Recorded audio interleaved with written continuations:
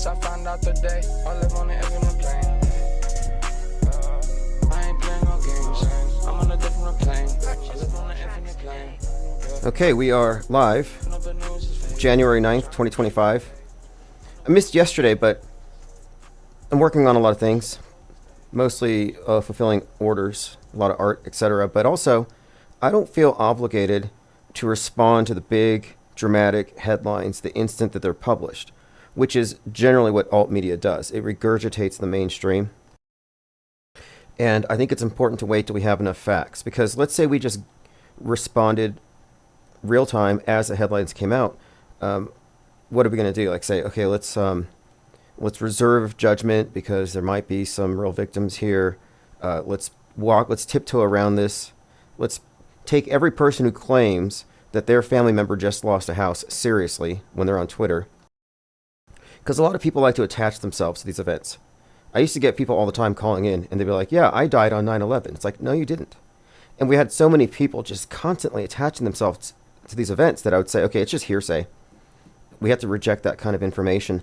And a lot of what you get on media is original reportage and hearsay. And there's very little fact checking. There's no fact checking.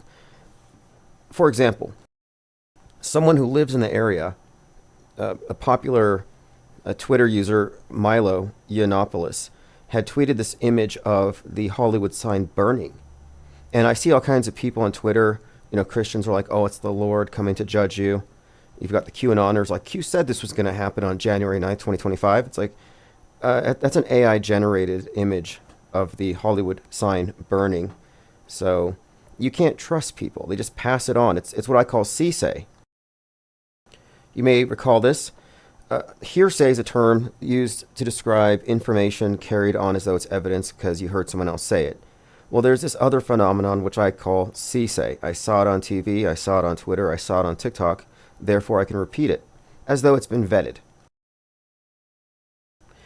Shortly after I coined the term hearsay, the Department of Homeland Security, the Department of PsyOps, actually stole that from us.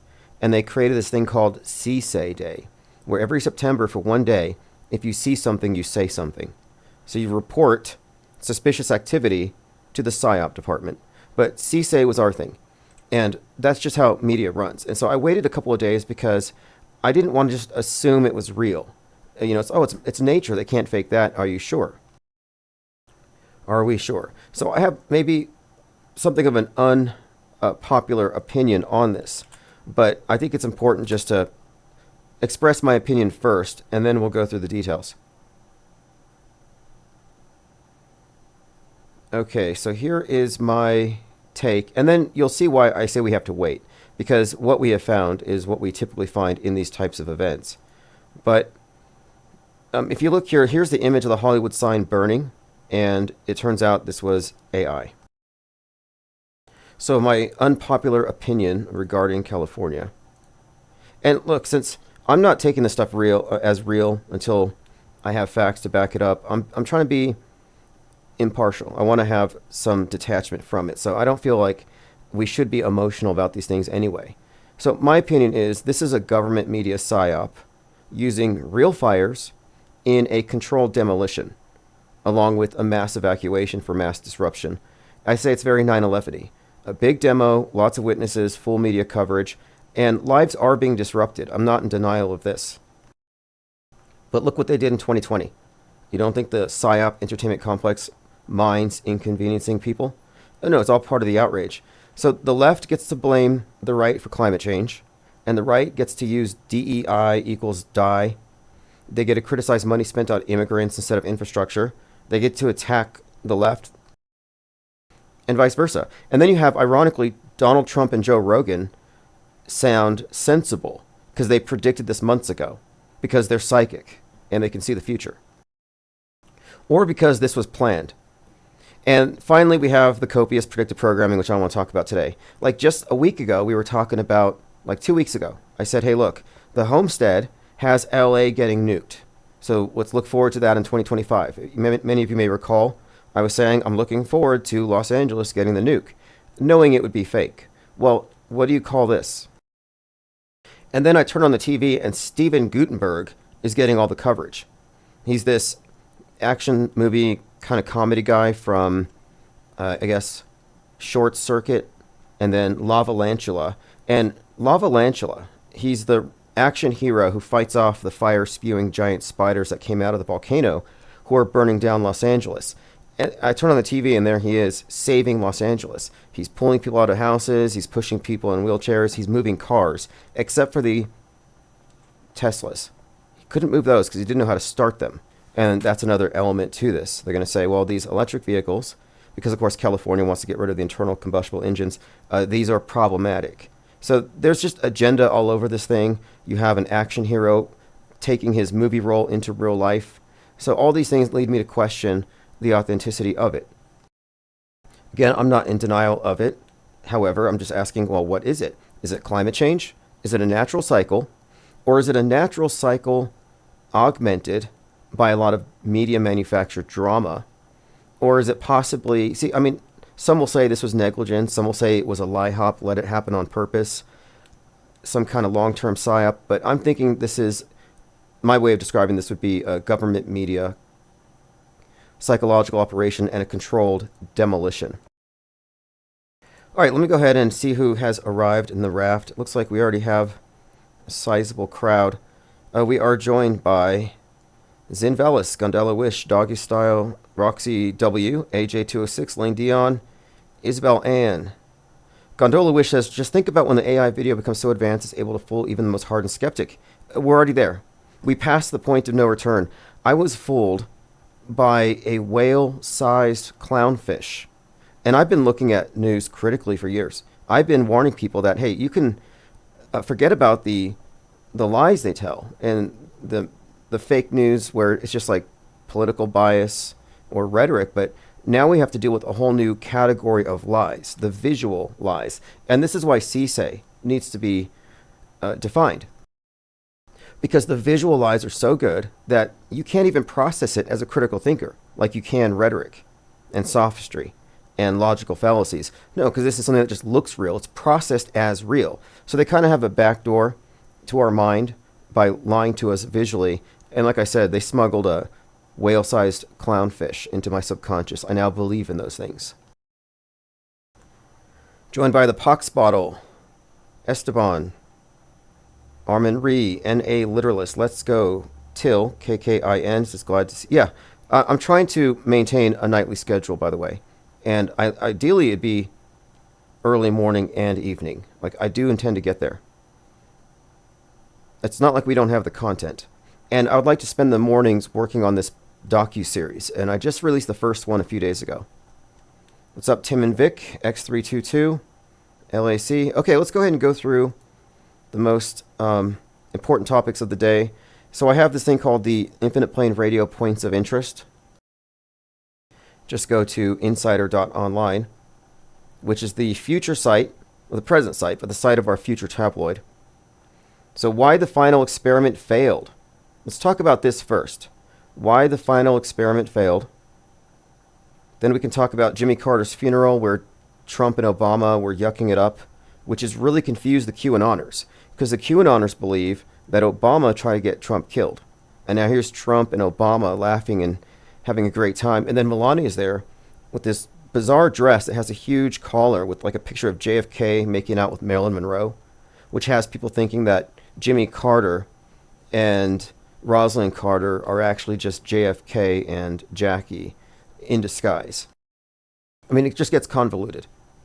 Other people have noticed that Alex Jones doesn't look the same, and they're asking questions. What is it? Is it AI Jones, as I said? Is it Ozempic Jones? Or Beauty Filter Jones? So we may look into that. Jeranism posted a statement. He's not a Flat Earth cult member, but that doesn't mean he's a Gloober. He's just not a member of the cult. And then others have noticed that Trump's ear has miraculously healed. This is an image of him from the funeral. Again, this is Trump's ear. It's amazing how it looks like it was never hit with a bullet. I mean, what caused that to heal? Anyone have any guesses? Thoughts and prayers, maybe? Never brings back dead school children, but Trump's ear, that's a miracle. And God did deflect the bullet. It would have hit him in the head, but God intervened. But he didn't stop it from hitting the fireman, according to most people. The people who say Trump was saved and God told us because it was 6:11, a reference to the armor of God, Ephesians 6:11, they don't explain why the fireman didn't get the benefit of the armor of God. He died so Trump could live. I mean, how does that work? Anyway, I've also noticed a lot of religious people saying that the fires in Los Angeles is judgment from God. So that's interesting too, because this is what I always talk about, this split, where traditional worldview is going to blame, or rather attribute the cause of this thing to God. And they're going to blame the left, the corrupt liberals in California. So that's God punishing them. And then the liberals will say, no, it's the right-wingers and their climate change and their SUVs and their fossil fuel addictions. They caused this. So each side gets to blame the other. But their God construct is meting out the justice, whether it's Gaia and climate change, or I guess you would say negligent sabotage and corruption in government that put water into identity politics and open borders at the expense of leaving the fire hydrants empty. So it's another one of these, what I'd call a bifurcated psyop, where it doesn't matter, really, for the most part, what your opinion is, as long as you accept the premise that this is an unnatural event. Lean Dion says, CC, Corey Compensator. Trump didn't even say his weird. Yeah, that's surname. I remember Trump was kissing the helmet, the fireman's helmet. And people will say, well, Trump has staged the event, but that they faked his ear wound, but they really killed somebody. So that explanation is from their own confused frame of reference. And if you're a mainstreamer and you consume mainstream news passively, it will be confusing to you. How can he fake his ear wound and this guy really dies? Is he now complicit in a murder? They can't really figure it out. And it's because they're lost in the forest of fakery. There's just fake trees everywhere, but they're under the mistaken impression that the trees are real, but occasionally they'll find one that's fake. It's like, no, the whole thing's fake. And until you can recognize this, it's not going to make sense. How could this one die and this guy's thing was faked? Well, it's because the guy's not really dead. It's a simulation. R. Cook says, AI IPS podcast was wild. The future is now. Oh, yeah. For those of you who heard that yesterday or who missed it, I put part of it on yesterday's live stream. Basically, it's this tool which will analyze any text and then break it down in the form of two podcasters talking to each other. And if you buy the premium version, you can mix it up with accents, rate of speech, and you can kind of make it, but it sounds real. It sounds like NPR. It's like maybe NPR has just been AI bots this whole time. Gondola Wish said, why were there not any mysterious envelopes at the Carter funeral? What's up, P. Trippa? Thank you for joining. Well, let's go ahead and go through the list, because there's just too many things here. And first of all, let's deal with this, because there's this kind of consensus among the top tier flat earth channels. So for example, Mark Sargent put out this video today where they're more or less, I would say, chastising the conspiracy theorists for not walking lockstep with the final experiment. So let me play part of Mark Sargent's rant against Will Duffy, and then I'll explain why I contend that the final experiment was a failure. So let's start with this. Mark Sargent posted Nothing Gate. I'm glad it was them instead of me because it looked miserable. Now he has a lot of vitriol aimed at Will Duffy. He never really, look, I don't know what to say about this, how they're able to tap dance around this 24-hour sun, but I guess it's because it's kind of true that there isn't really a flat earth model outside of this dome with the one sun thing, but they're kind of abandoning this. I'm not really sure. I mean, it's kind of confusing. Like what is the position? Are they modelless, which is what they should have been from day one, which is where we have been from day one. This idea of a flat earth model has always been nothing but a straw man, and I think it was designed this way. But listen to what he says regarding Vapegate, which now he's saying Nothing Gate because they want us to stop talking about it, which I understand. The Vapegate thing is funny. Is it valid? I mean, I don't know. That's the problem. There shouldn't be any doubt.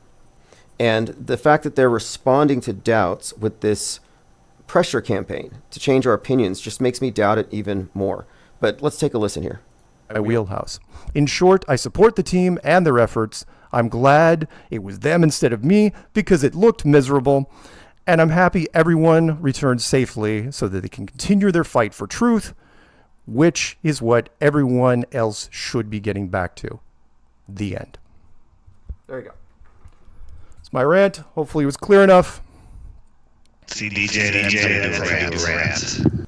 And there's Deep Inside the Rabbit's Hole next. So I kind of listened to it for a little while, and basically the idea here is we should all just agree to not talk about Antarctica and just accept that the experiment is real.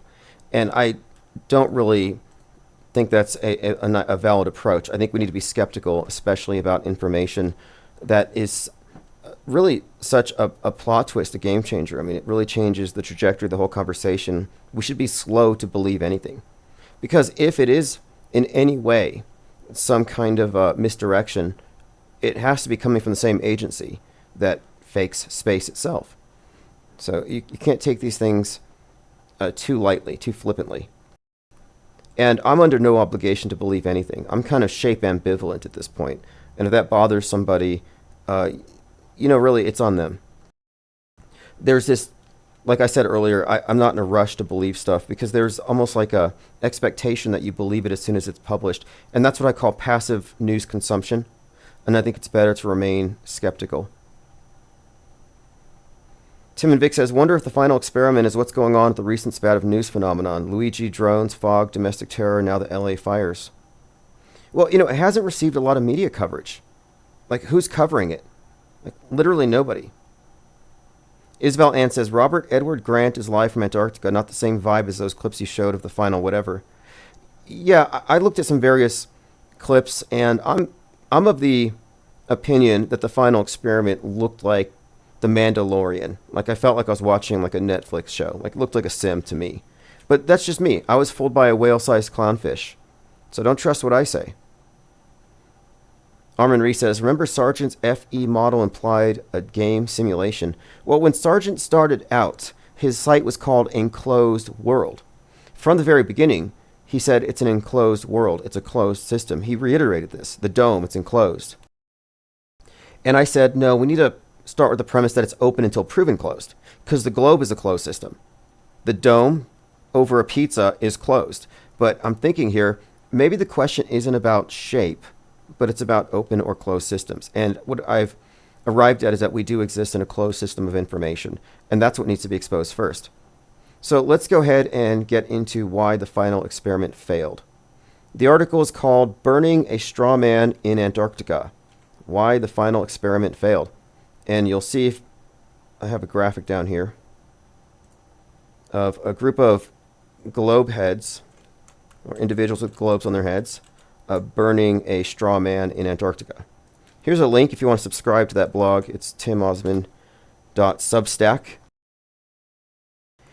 It's different from the IPS one, which I use for archives and notifications. A lot of the stuff that I end up publishing in print and stuff that will go into the tabloid goes first on this blog so I can get some feedback. Okay, burning a straw man in Antarctica. The final experiment failed because it only addressed a straw man. It destroyed a flat Earth model. The flat versus round debate pitted a false model against a false model. The flat versus round debate neglects to address the CGI elephant in the room. Special effects, movie magic. No debate about a complete model is valid unless it includes space fakery. The Gloobers pretend like there's no such thing. And the flat earthers fall into the trap of trying to out-science them at the ground level, where the question of space fakery is never brought up. NASA's fakery is, for some reason, it's separated from the news in general, but they're part of the same fake news generation machine. It's like, what's the difference between faking a terror attack and faking some phenomenon in space? It's the same thing. It's the same fakery department. It's all coming to the same thing, which is world view shaping. I think one of the reasons why they need us to believe in space is because World War III is going to involve space wars or something. Space junk has become a thing as well, space environmentalism. But anyway, if space travel has been a movie magic trick, if they've used any special effects, and many of us have been talking about this for some time, it's being done for propaganda purposes. And if that's the case, if space itself has been falsified, then you can't say you have a complete model. I mean, even the flat Earth dome isn't a complete model, because what's outside of it? What's below it? There isn't any answer. And what I'm saying is that if space, as it's been presented, has been faked to any degree, then you cannot say that the globe constitutes a complete model. Even if it matches all of these observations, it's still incomplete. We need more information. So until we can see past the cartoons and the CGI, I'm not forming an opinion. I will be shape ambivalent. So then I add on here, the final experiment could have hired a team of video special effects professionals to examine hundreds of hours of video content from the ISS and the spacewalks for the cost of one ticket to Antarctica. And I tweeted at him, I said, imagine if Will Duffy, creator of the final experiment, did another experiment to test whether the ISS is a movie set. Because if he put the same money and effort into debunking the space station that he did into debunking or burning a flat Earth straw man model, the ISS TV show would have been canceled by now. And I'm saying this is intentional. I think the purpose of these debates this entire time has been to distract from fakery because of its implications for news at large. Not just the space news, but it's all interconnected. I mean, think about what this would do to Elon Musk. Elon Musk is a space faker. And as such, he, I think is of special interest here because of his role with X, his role as a promulgator of memes that make him a target, that make basically the case for censorship. It's all interconnected. It's all mind control. But space fakery is never addressed in these debates because they want you to debate them on the ground with ground level observations. And they will not talk about it. It's the elephant in the room. So I'm saying here that what we really need to do is have a group of video editors, special effects professionals, analyze and give their expert opinion on various clips. And I would provide the clips. There's many individual clips and also long streams. And I would bring up certain things and see what they would do. Because people would be throwing away their professional opinions to lie with no good reason. For example, the shadow of the ISS that's been evident on many ESA live streams, alleged live streams. These are just Smudgegate. If you haven't heard of Smudgegate, it's basically this. When the ESA was live streaming from the ISS, oftentimes you would see a shadow of the ISS on the ball down below. And I did some research on it, and it wouldn't be possible for something the size of a football field, which is mostly empty space, the ISS is mostly just tubes, to have that 250 miles above the surface of the Earth and cast a shadow at all would be impossible. It just wouldn't. I mean, there is technically maybe a shadow or some blockage, but it wouldn't show up. And what you saw in the video was a black spot that tracked with the ISS. And it was only when the ESA did it. None of the other agencies did it. But something like that is evidence. It's a digital footprint. Somebody tampered. This is an embellishment. And anybody who knows anything about editing would not be able to deny it. And that's what I want. I want some objective analysis because I showed this to Red's Rhetoric, who's a big-time globe defender. And he's like, it's just a smudge on the camera lens. A smudge on the camera lens. For one thing, it's not a camera. It's not a physical camera. It's a camera view within a simulated environment. That's one of the things that it obviously gives away. But another thing, this smudge only appears at the ESA, and it has been there for years. Diana Sal says, how about the guy who did September Clues? Yes, September Clues, Simon Shack. Very good content. And there's quite a lot. I might do a deep dive on 9/11, but to me, 9/11 is ancient history. Sandy Blank is ancient history. These things are irrelevant because the people who focus on these see this as a gotcha, like, oh, this exposes the system. It doesn't. These are limited hangout operations. They've been rendered useless. They've been co-opted. It's like it doesn't take a rocket surgeon to say 9/11 was a conspiracy. But what do you mean by conspiracy? Some people mean, oh, this group did it. No, that group did it. But very few will say the whole thing was just a movie production. And that's the truth of it. Stanley Kubrick directed 9/11. That sounds insane to people who are mainstream media fundamentalists, total believers. They can't contextualize it. Again, like they can't explain away Trump's fake ear wound alongside a dead fireman. They can't figure it out. But it's because there's no platform that investigates these things. And by investigating, I just mean asking questions. If Trump's ear wound was fake, what can we then infer?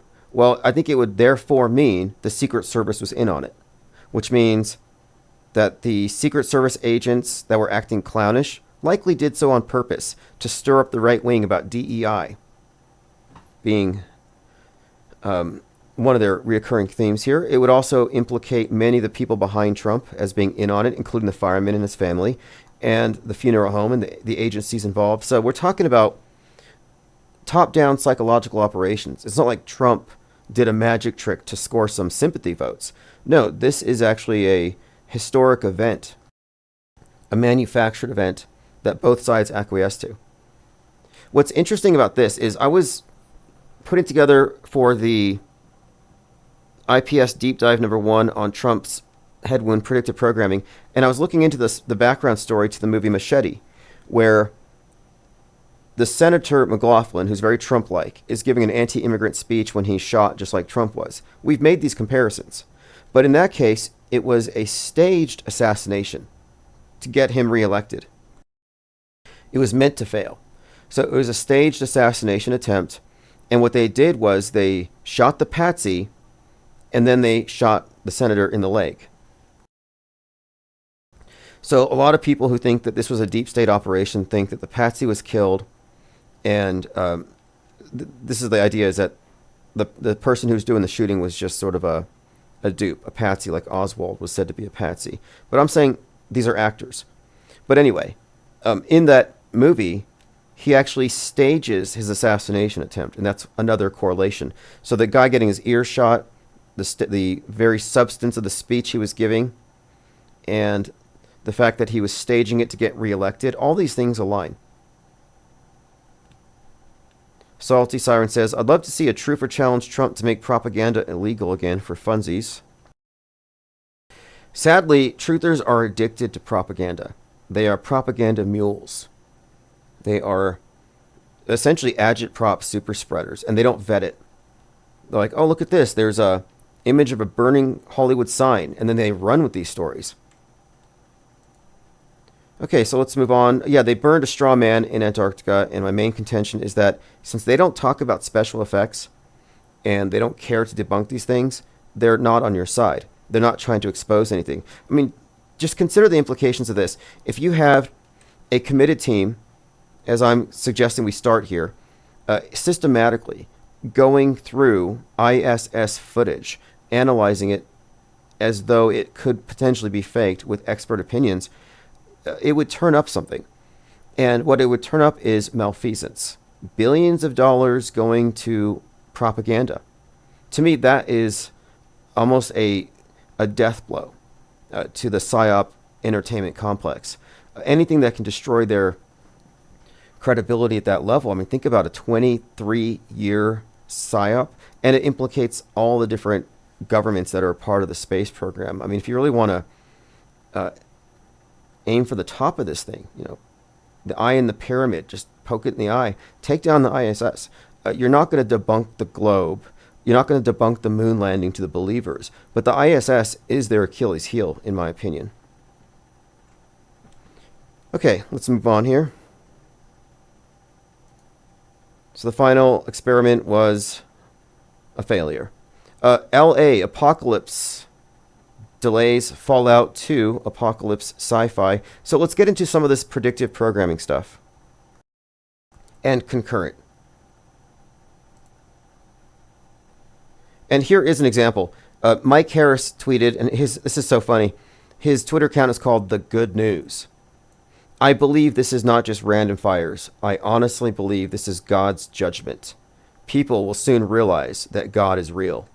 Okay, so while they're burning, and their pets are dying, and they're choking on smoke, and they're abandoning their homes, then they'll believe in God. That's the good news, okay. So I just said, your God is a psychopathic projection of your own unexpressed hatreds and fear. You want people to die so you can feel righteous. The fire pleases you. And that's true. It's no different than like the Westboro Baptist Church, like God sent the shooter, thank God for 9/11, where they see this as evidence that they're right, and they're hoping that it convinces you. I mean, it's a little sadistic, if you ask me.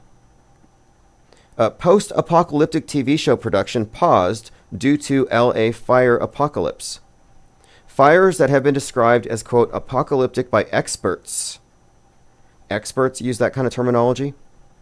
It's not even the worst fire in their history. Are raging across the Los Angeles area, forcing the shutdown of film and TV productions, including the post-apocalyptic series Fallout. Now, this ties in with the Homestead. So the Homestead, as we talked about a couple weeks ago, is about the nuke hitting Los Angeles and then chaos ensuing. And now Fallout. There's this. Goliath Season 3 had a story with a dispute over valuable water rights in California's Central Valley. This has been a recurring theme.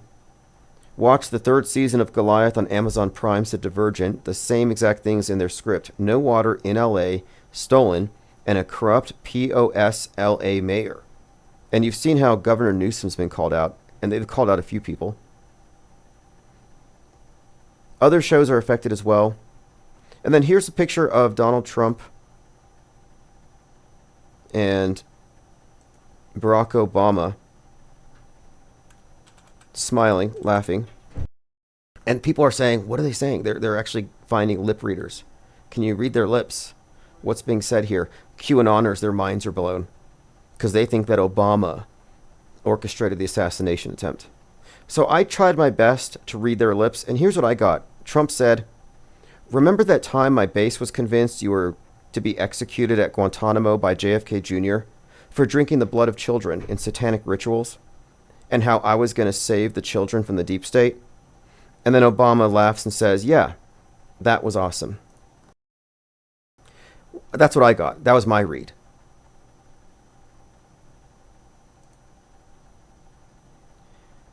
What do we have here? A film called The Guilty with Jake Gyllenhaal. Transferred from Copenhagen to Los Angeles, it unfolds in the midst of a massive wildfire outbreak. Maybe worth checking out. The Guilty review, massive wildfires. But I want to get to the more recent one, more relevant one. So check this out. This is TikTok. LA gets hit by a bomb. This is in theaters now. This is The Homestead. Which I should have seen it. I should have been doing my homework. I should have gone. So here's a scene where they are having to leave their house. All right, stay in the car. Stay in the car. I'm going to get... Yes. Stay in the car. Right back. Everything's okay. Come on, Ernie. This is the National Public Alert System. This is not a test. This is the National Public Alert System. This is not a test. This is not a movie. This is not a psyop. Large explosion has been reported. Okay, that's one. And then there's this. I think I found it. Here it is.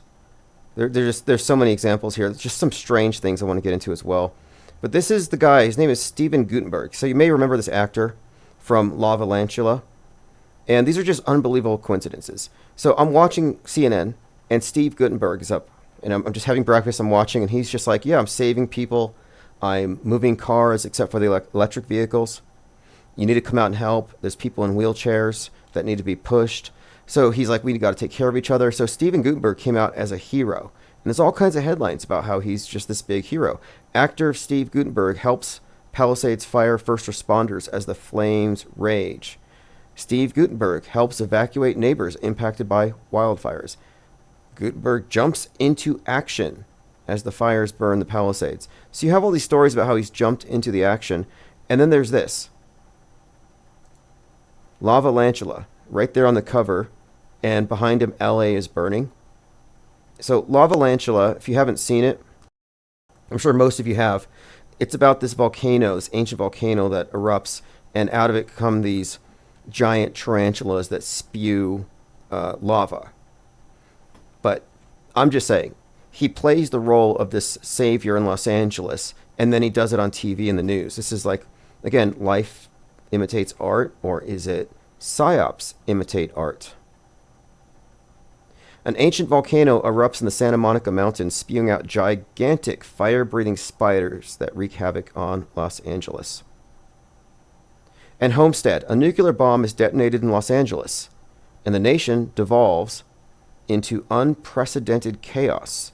Ex-Green Beret, Jeff Erickson and his family. So it's got a Green Beret in it, which is kind of interesting for a different reason, which we'll get into here. But Homestead came out over Christmas, and I said this is going to foreshadow 2025. So it didn't literally get a nuke, but the appearance of it, the chaos of it, it certainly is mirrored. Speaking of Green Berets, there's been this talk that the Army Green Beret who blew up the Cybertruck in front of Trump Tower got his ideas from AI. They're saying AI helped him. They're also pointing out other neo-Nazis are using artificial intelligence to learn how to take down the grid. But I think it's interesting that he's been identified as having he's a Green Beret. And I'm like, this is interesting that a Green Beret goes after a CEO. And Luigi Mangione, also a Green Beret. Not literally, but Luigi with the green hat. So there's this green hat theme. And we kind of alluded to it. How it maybe even ties into the symbolism of the green hair on Joker, the chaos agent. But it's a reoccurring theme. Here's what the QAnoners are saying. So I'm just going to read this. Not even the noners. This is like, I don't know. Some of these individuals aren't like openly noners anymore. Because they know it's trash. But they still kind of run with these stories. No one on X is telling you that there were massive fires where the elite pedivores live. Goes on to say, I lived in LA, I saw it with my own eyes. Why have areas of LA where the elite peds have gone up into flames, burned both times Trump was elected? I'll leave you with a statement. There are underground tunnels and facilities in LA under the homes of the elite peds, and they're connected to other homes with other peds. This just sounds insane. Anyway, I get a lot of these things in my feed, and I accuse this person of engagement farming off the suffering of others, which is what it looks like to me. I get into these back and forths on X all day, sort of little debates. Like Stu Peters. Here's Stu Peters. He says, this was caused by weather-modified geoengineering fires. Fires that were geoengineered, just like Maui, Hurricane Helene. It'd be great if we can go a few years without the government trying to kill us en masse. So there's Stu Peters. There's an opinion that is the mirror of Greta's opinion. Like, you could just say, oh, this is climate change. It'd be nice if we could just go a few years without the consumption of fossil fuels triggering these reactions from Mother Gaia. What's the difference? What's the difference between Gretaism and this fear of secret weather weapons? It's just absurd. And it's people like Stu Peters that are responsible for conspiracy theorists calling in death threats to meteorologists because they think those guys control the weather. And by the way, Stu Peters dies in the madness. In the #1 Amazon show at the time that Luigi came out and shot the CEO, that whole thing foreshadowed the Luigi thing, the CEO getting killed and everything. But the neo-Nazi who gets dismembered at the beginning looks just like Stu Peters. Not a coincidence. But his role is more like that of Nick Fuentes, who was then targeted by an assassination attempt. So it's relevant here. But interestingly, Stu Peters is definitely the basis for this character who gets killed. And it turns out he's killed by not some Antifa type, but rather his own side, because he was about to expose his connection to the billionaire who was financing him. So again, it all alludes to Musk.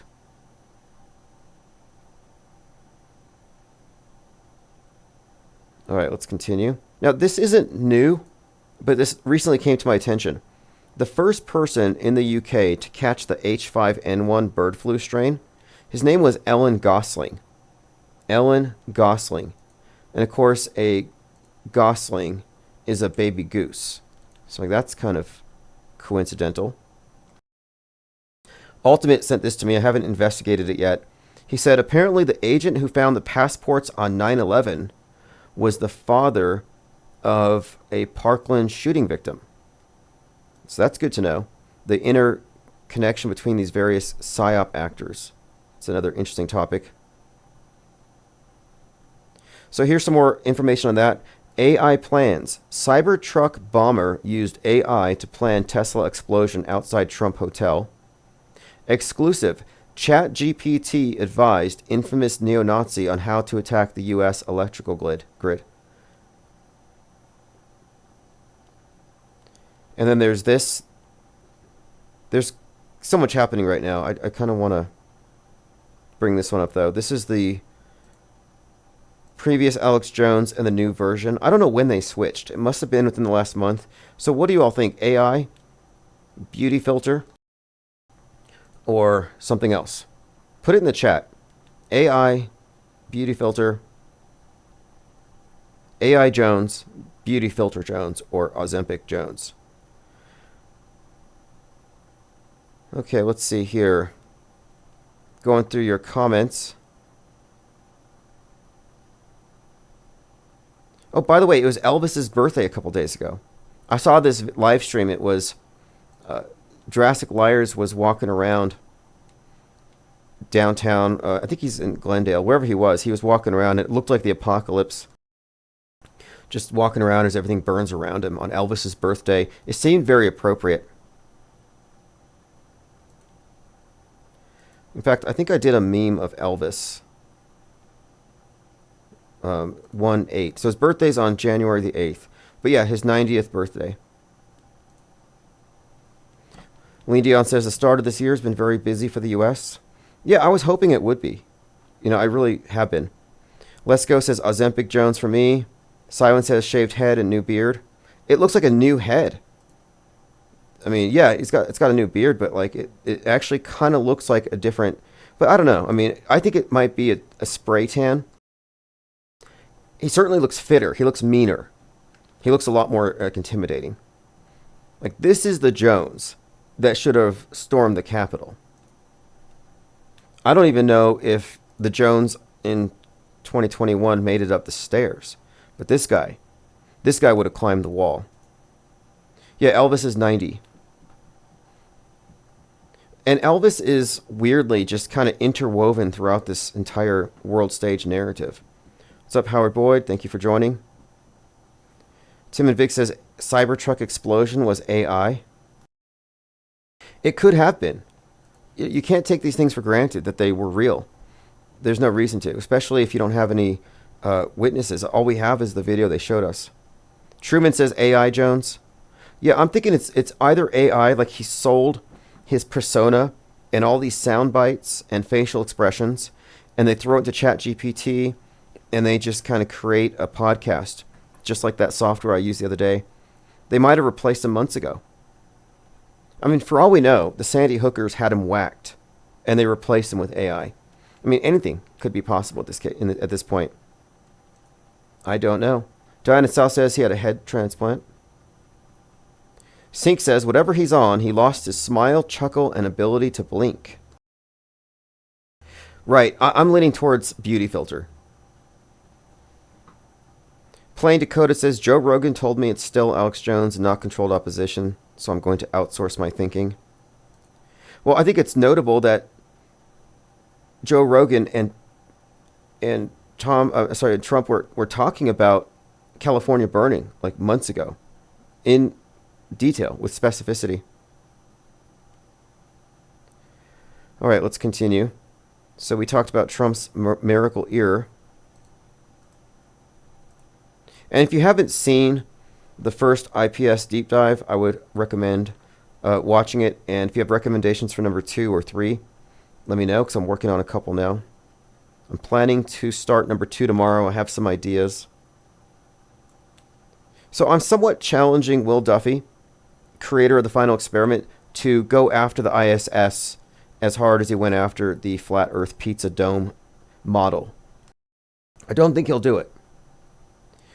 Let's see. Should we make Canada the 51st state? So here's Trump. I mean, he's in this strange phase where he's like, Panama Canal, rename the Gulf of Mexico, and take Canada, take Greenland. First state of the United States. It's like conquest. The leader of the Conservative Party in Canada said, under no circumstances all will it right. ever be the 51st Then state. maybe he won't win, but maybe he will. Question I to David's don't point, care. you had suggested. Listen, I don't care what he considering- says. But Sir Lopez, you said you were considering military force to acquire Panama and Greenland. Are you also considering military force to annex and acquire Canada? No.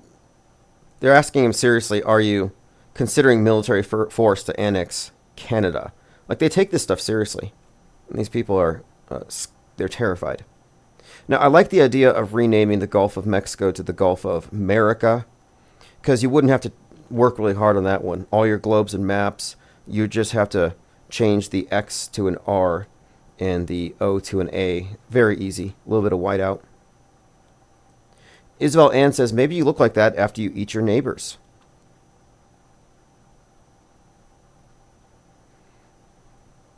Okay, let's Sync Lloyd says, the dude talking about AI said they had an AI Alex Jones and it was interviewing someone, had Duper's delight. He was indeed talking to an AI Alex Jones. Well, look, I'm suggesting here that the reason why he looks different is that it's either, because it's like an idealized version. So either it's AI, it's a beauty filter, or, I mean, what else is there? Or, I mean, a tan, I get it. He grew out a mustache. Maybe he has a better fitting suit. He took some fashion advice from Roger Stone. Roger Stone is always tweeting about people who wear sneakers with their suits and how terrible that is. I think the mayor of New York did that. I don't know if he's called out Alex Stein, who also runs around with sneakers and a suit. But anyway, some people here, this isn't just me. Arthur Quan Lee said, this is the info warrior, this is a theatrical puppet. Like, do we need to be worried about the real Alex Jones? Did he get swapped?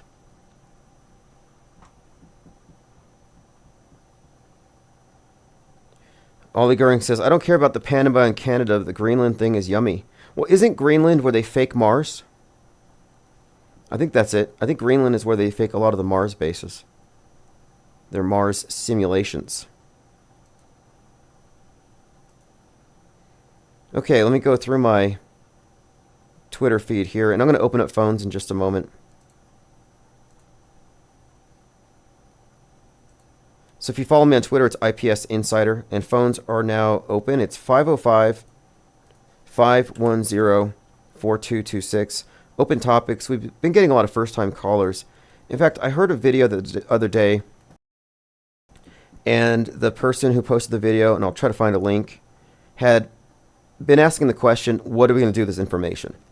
And I was mentioned in the context. Like, here we are determining certain things about how we're consistently being mandoozled. We have the Ministry of Truth. We live in 1984. And he's like, it's 2025. Is there a change in direction needed? And so it's an interesting question. Like, do any of you feel obligated to use this information for the good? Or is this some kind of entertainment? Is it conspiratainment? And I would argue that truthers in general are essentially seeking after truthertainment. They want the things that are clickbaity. They like the idea that the UFOs came down and set Los Angeles on fire. They like the idea of blood-drinking elite and secret tunnels beneath Hollywood. That stuff really engages them for some reason. But they're not really into the truth. They're into truthertainment. So what we're doing here, it's entertaining because it's intriguing. It's thought-provoking. I look at this as a game. Actually, I've been reading this book for a little while. Probably finish it this week. The Glass Bead Game, Herman Hesse. And I kind of liken what we're doing to a game in a way.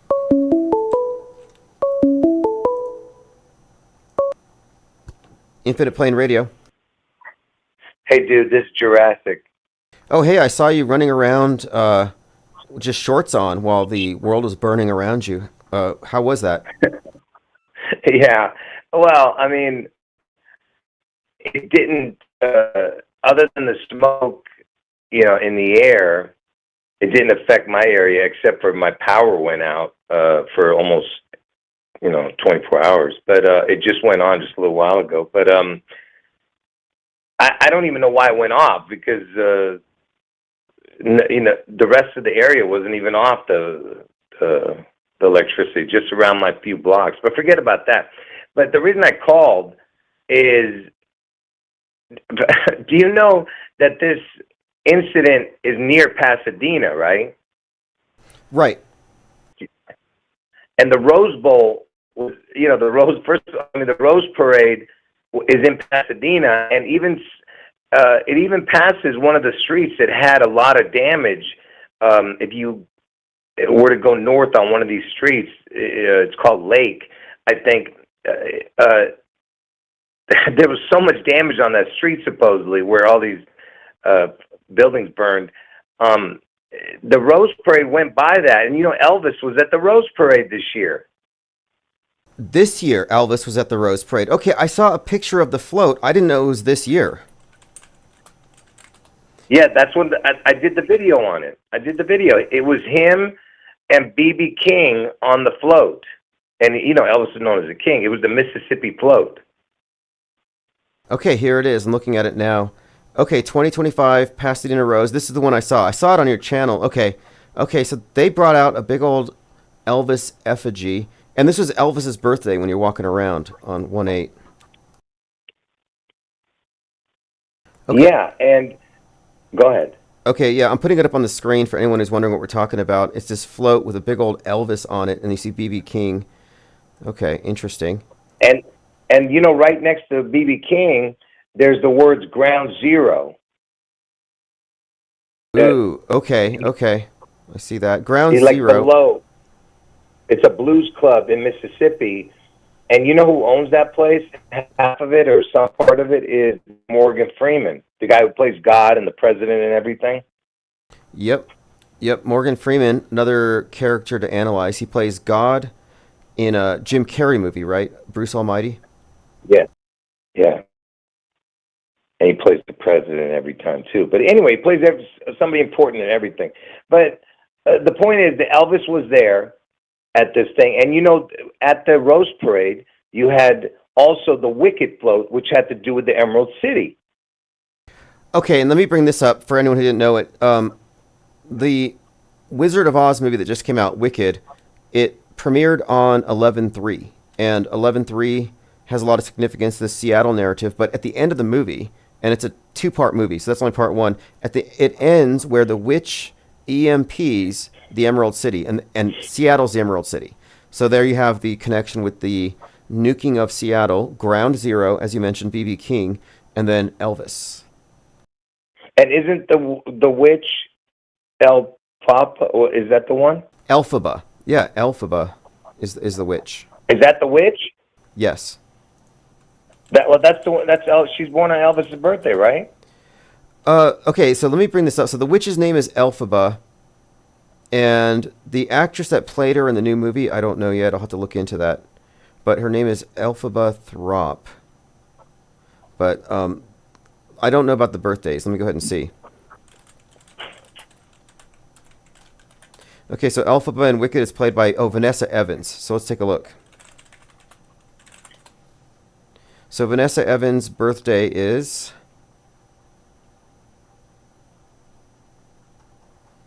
This is wild. How these celebrity birthdays are like part of the code in almost every one of these instances. Let's see here. I'm not finding it, but I will in just a moment. Isn't it the witch, the bald woman? Yeah, that's the one. Or something. Yeah, that's her. Yeah. I don't know the creature's name. Yeah, it's Vanessa Evans, and I'm trying to find it. Maybe somebody in the chat can find it. There's just too many people with that name for me to pull it up quickly. But she's the witch, and at the very end, she by the the blacking out of the Emerald City. To me, that's blacking out of Seattle. What's her name? I'm gonna ask Google. What's her name? Vanessa Evans.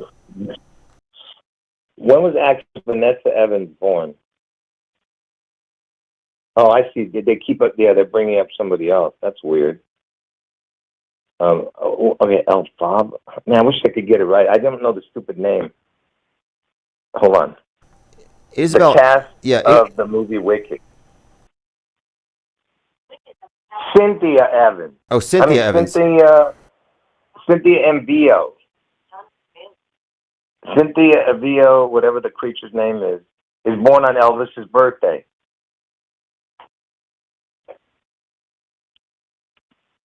And I meant to bring up David Bowie, who also has Elvis's birthday, and posthumously releases Black Star, which has a ton of stuff in it worth looking at. But of course, the Bowie Elvis connection. Yeah, because Elvis is the Black Star.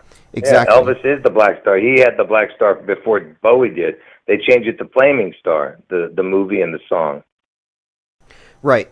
And there's connections between the characters they play, because Bowie represents the man who fell to earth, the savior, Starman, Mr. Satan, and this is a part of Elvis's story. Very interesting how these characters overlap, especially you look at the iconography, the symbolism, the lightning bolt, and all these things.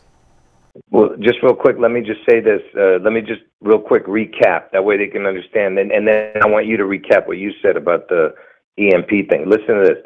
So on Rose Parade Day, which is the first of the year, Rose Parade was, and Rose is to rise, get it? Rose, rise. Anyway, so you have Elvis at the Rose Parade, and it was the Mississippi float because that's where he was born, and he was on the front of it, and then B.B. King was on it, and on there it said, Blues Club, whatever. It said the words Ground Zero, and then you had the Wicked float also.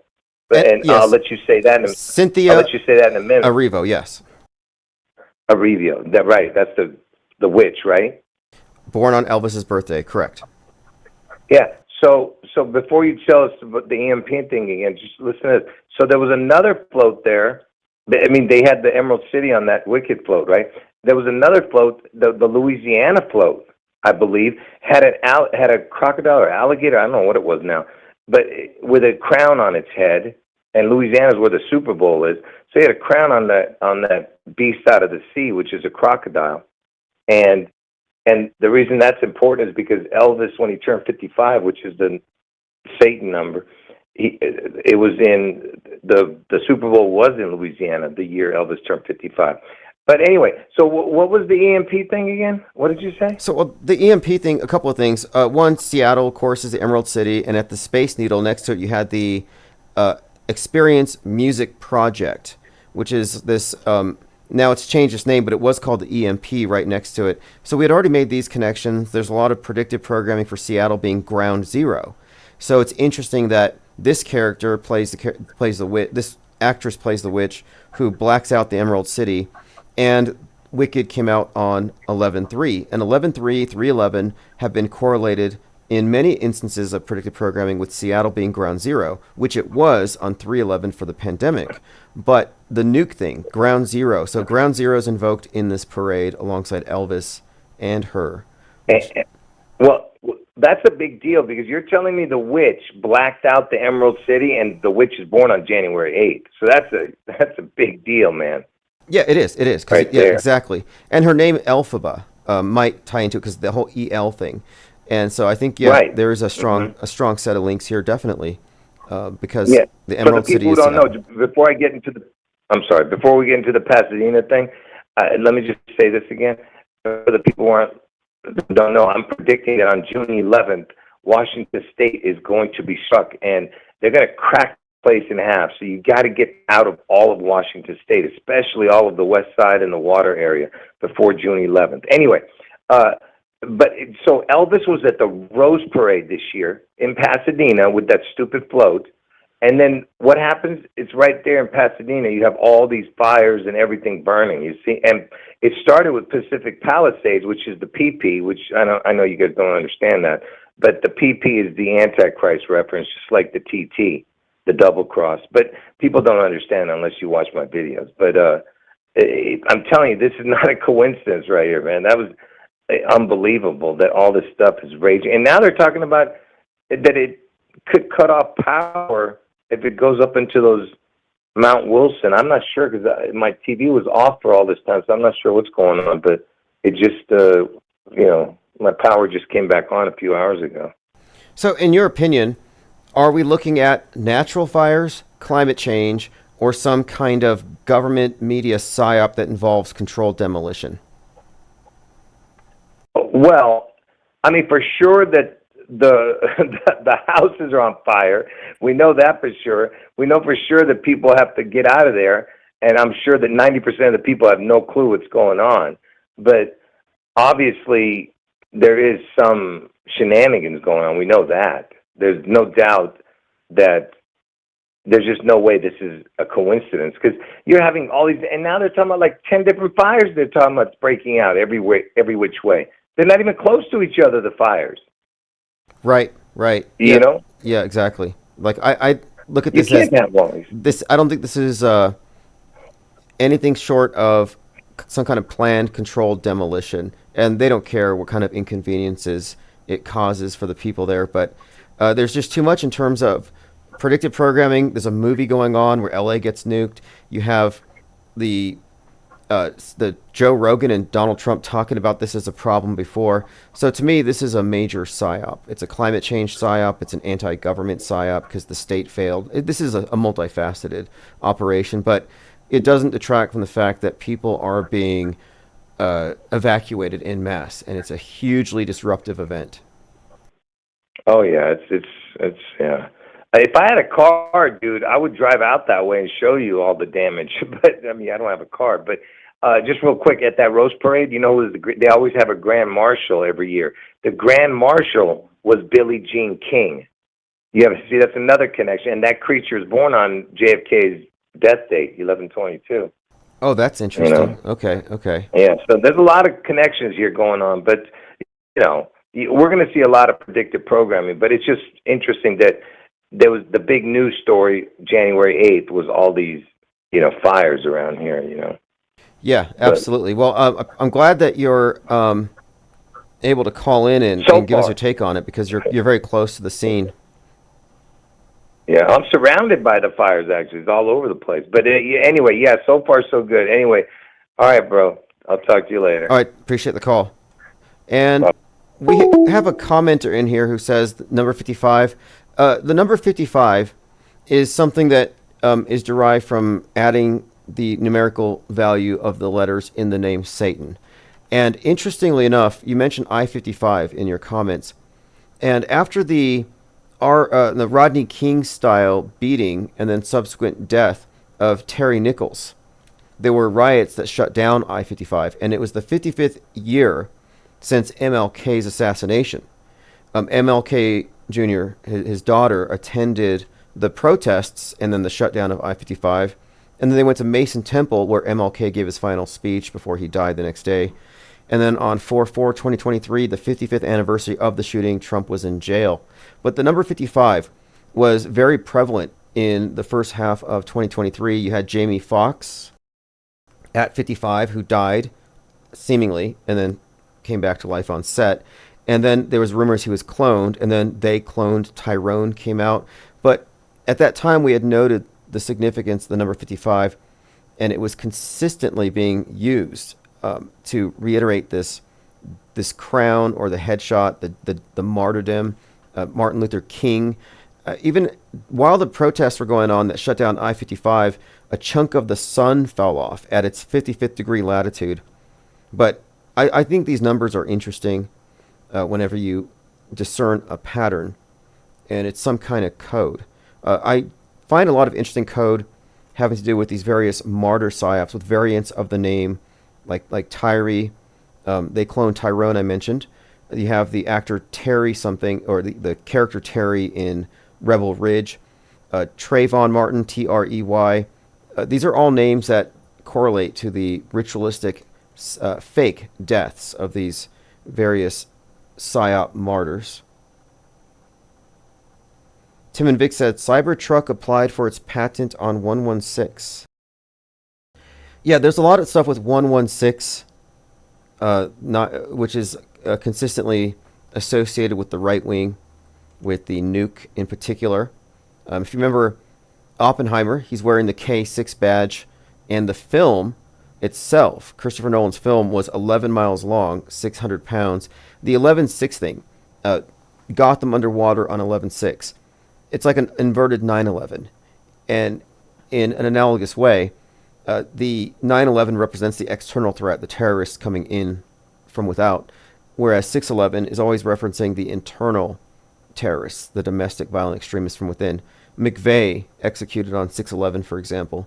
Not trying to get too deep into the numbers, but they are here. It is a part of the occult language. And, you know, the scripting, the story, the narrative building is there. It's multimodal. Some of it's visual, some of it's in the numbers, a lot of it's color, too.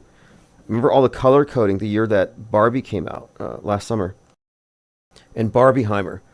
And the correlations between Barbie and the nuke. These are some fascinating subtexts. And these subtexts apply, or they can be discerned, if you look at media as a monolith and don't look at it as compartmentalized. Oh, this is news, this is politics, this is entertainment, this is celebrity. If you recognize that it's all centrally directed, you can discern these deeper subtexts.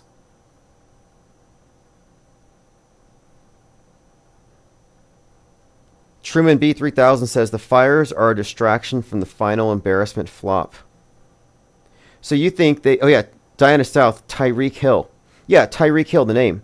So Tyreek Hill and his very high-profile incident with the police where he was yanked out of the car, that followed Rebel Ridge. And the main character's name is Terry. And people compared the two. And so Terry, Tyreek, they cloned Tyrone. Interestingly, the actor who played Terry in Rebel Ridge, which again was mirrored by the treatment of Tyreek Hill, that actor was going to be the star of They Cloned Tyrone. And then what does cloning mean? Well, you know, he dies and he's replaced. And we're talking about the theme of death and resurrection. That's the subtext of the name. Anyway, it's an interesting rabbit trail. I should probably do a deep dive on the names of the various martyrs and how interconnected they all are. Specifically, I think starting with Trayvon Martin on.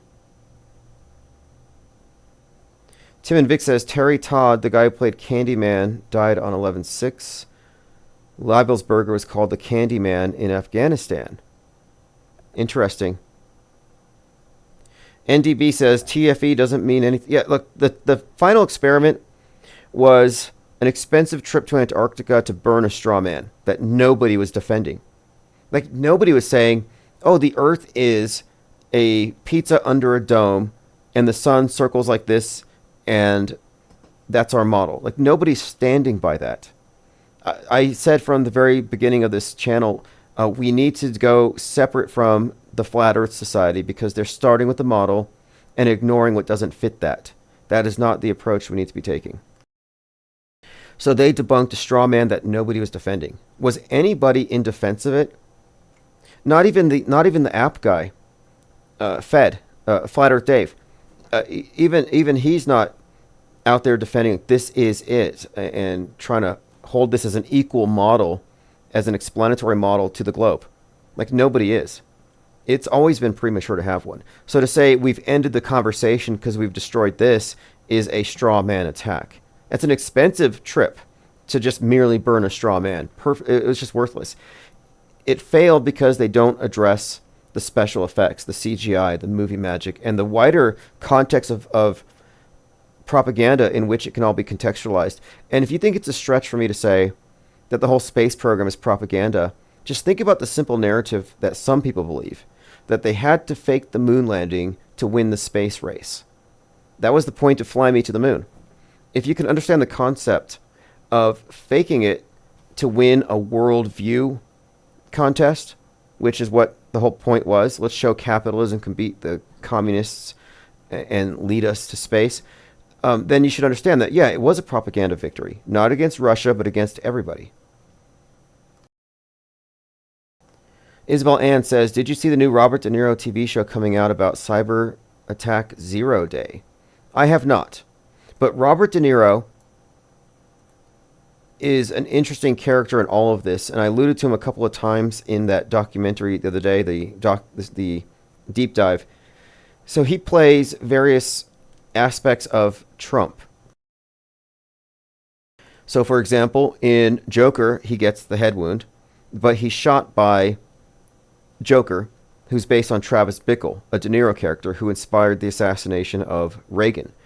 But De Niro on the world stage as an actor in these various roles, and then on the ground as an opponent to Trump, has been a fairly prominent character in driving this story, driving this manufactured history, specifically around Trump. So 0 Day stars De Niro as former President George Mullen. I said he plays a proxy for Trump. Senator McLaughlin, for example, in Machete. But that I was just pointing out that when he gets shot by the character of the Joker, he's representing Trump in this public headshot. So I was saying that he's a predictive programming proxy for Trump. And here he is playing a former president. Okay, so anyway, charged with finding the perps of a devastating cyber attack that caused chaos and thousands of fatalities. Let's take a look at the teaser. Now, this is on Netflix. So let me just say this for the record, because there are people who are new to this. And 3,400. So just 3,402 people died on 0 Day. That number probably means something. But I was talking to somebody who's new to this topic, and they said, oh, you're just going back and cherry picking. And I said, no. We recognized more than 2 years ago the concept of concurrent programming. It's not just stuff far back where you could argue you're cherry picking, because a lot of people do. The people who only look at Stanley Kubrick or only look at Back to the Future, they cherry pick the hell out of it. We're not cherry picking. We're predicting. We have a predictive model. We recognize the intrinsic entrainment of entertainment and news. It's there. It's real. This is the only real conspiracy. You can forget all the other conspiracies, forget aliens and Bigfoots and deep states. The only conspiracy is how all entertainment has been co-opted by world government. And it's only one. Like there's only government. There's not governments. Not when you look at it from the wide view. But you know, in this case, let me play part of this teaser and then we'll go further. We're just looking at Netflix, and I'm saying it's a predictive model. So I'm looking at this right now for the record, and I'm saying that I'm going to watch this, and what happens after this movie's released on Netflix, because it's a popular movie, it's being hyped, it will reflect in the news. Life will seemingly imitate Netflix. But I want to reiterate that life does not imitate Netflix. PsyOps imitate Netflix. 1,402 people died on 0 Day. Plane crashes, train derailments. Plane crashes, train derailments. It sounds like the last couple of years. Big stories. So it's a limited series. Who's ever responsible for this attack, they're dangerous. They'll do it again. Okay, so we're talking about a limited series. It's coming out. Matthew Modine's in it. That's big. So Matthew Modine plays Joker in Full Metal Jacket. He's the guy with the target on the side of his head. He's kind of sarcastic, ironic, etc. Well, Matthew Modine, here he is playing this photographer, war photographer, Full Metal Jacket, but in the subtext, he's JFK. There's this subtext where you can view it in this lens where he's JFK and it explains all these Oswald references. But anyway, interesting character all around. He's in Stranger Things. He's the mad scientist, the brainwashing guy who creates all these individuals with psychic abilities. But he is an interesting character to analyze separately.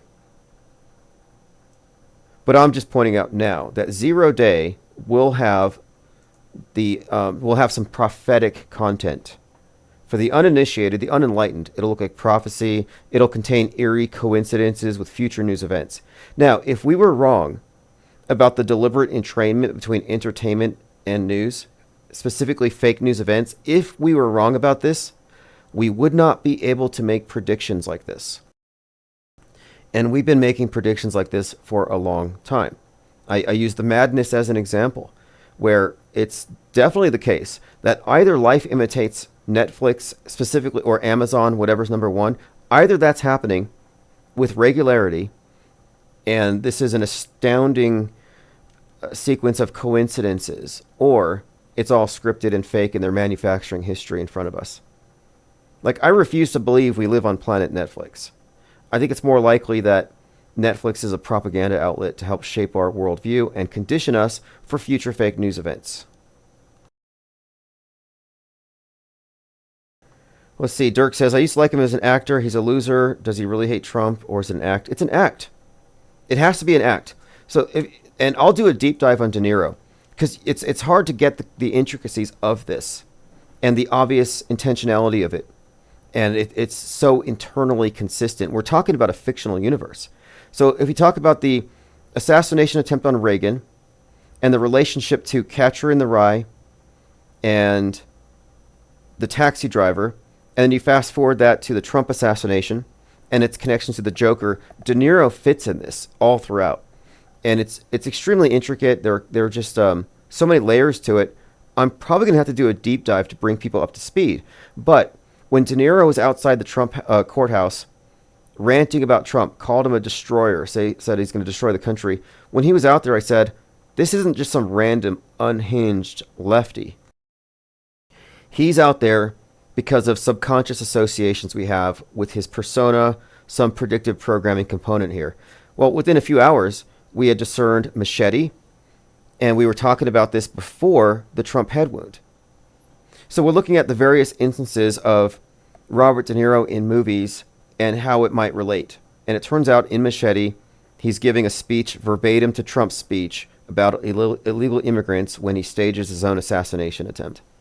And that's just one of many, many examples. But to be that intricately intertwined into the big psyop, he has to be an insider. It's all there in the symbolism. Travis Bickle with the gun to his head. There's so many layers to it. Deer Hunter, the gun to his head. De Niro's character on the world stage, his Trump derangement syndrome, is as fake as Alec Baldwin's. You know, Alec Baldwin, so Trump deranged, he shot a guy that had Trump's birthday. You know, Joel Souza, the director of Rust, had a 6/14 birthday. But anyway, Alec Baldwin played Trump all the time on Saturday Night Live, and they asked him, you know, how does this make you feel playing Trump since you hate him so much? And he said he wished for a meteor to hit the White House. And I remember at the time thinking, that's an odd thing to say, because Don't Look Up had just been advertised. Don't Look Up, starring Leonardo DiCaprio, where it's about a comet that's going to hit the Earth in 6 months, 14 days. Again, 6/14, Trump's birthday. So like, wait, comet hitting the Earth. Anyway, these overlapping themes. I'm suggesting that these are storytellers. These actors are history tellers. You know, people say it's history, his story, the patriarchy story. No, it's Big Brother's story. And news isn't telling history. I mean, it's not reporting facts, but it's telling us, rather, a story. And what they tell us, the lies, get mixed in with the truth. And I would never say everything is fake or all news is fake. No, I'm saying that the news media is a liar, but it lies strategically. And the fake stories, the simulations, drive the wider narrative. They take control that way. Isabel Ann says we're going to be cracking the code in 2025. Yes. Oh, yes, this is a great opportunity. I think a lot of people are going to eventually get burned out on the engagement bait, the rage bait, the truth-ertainment.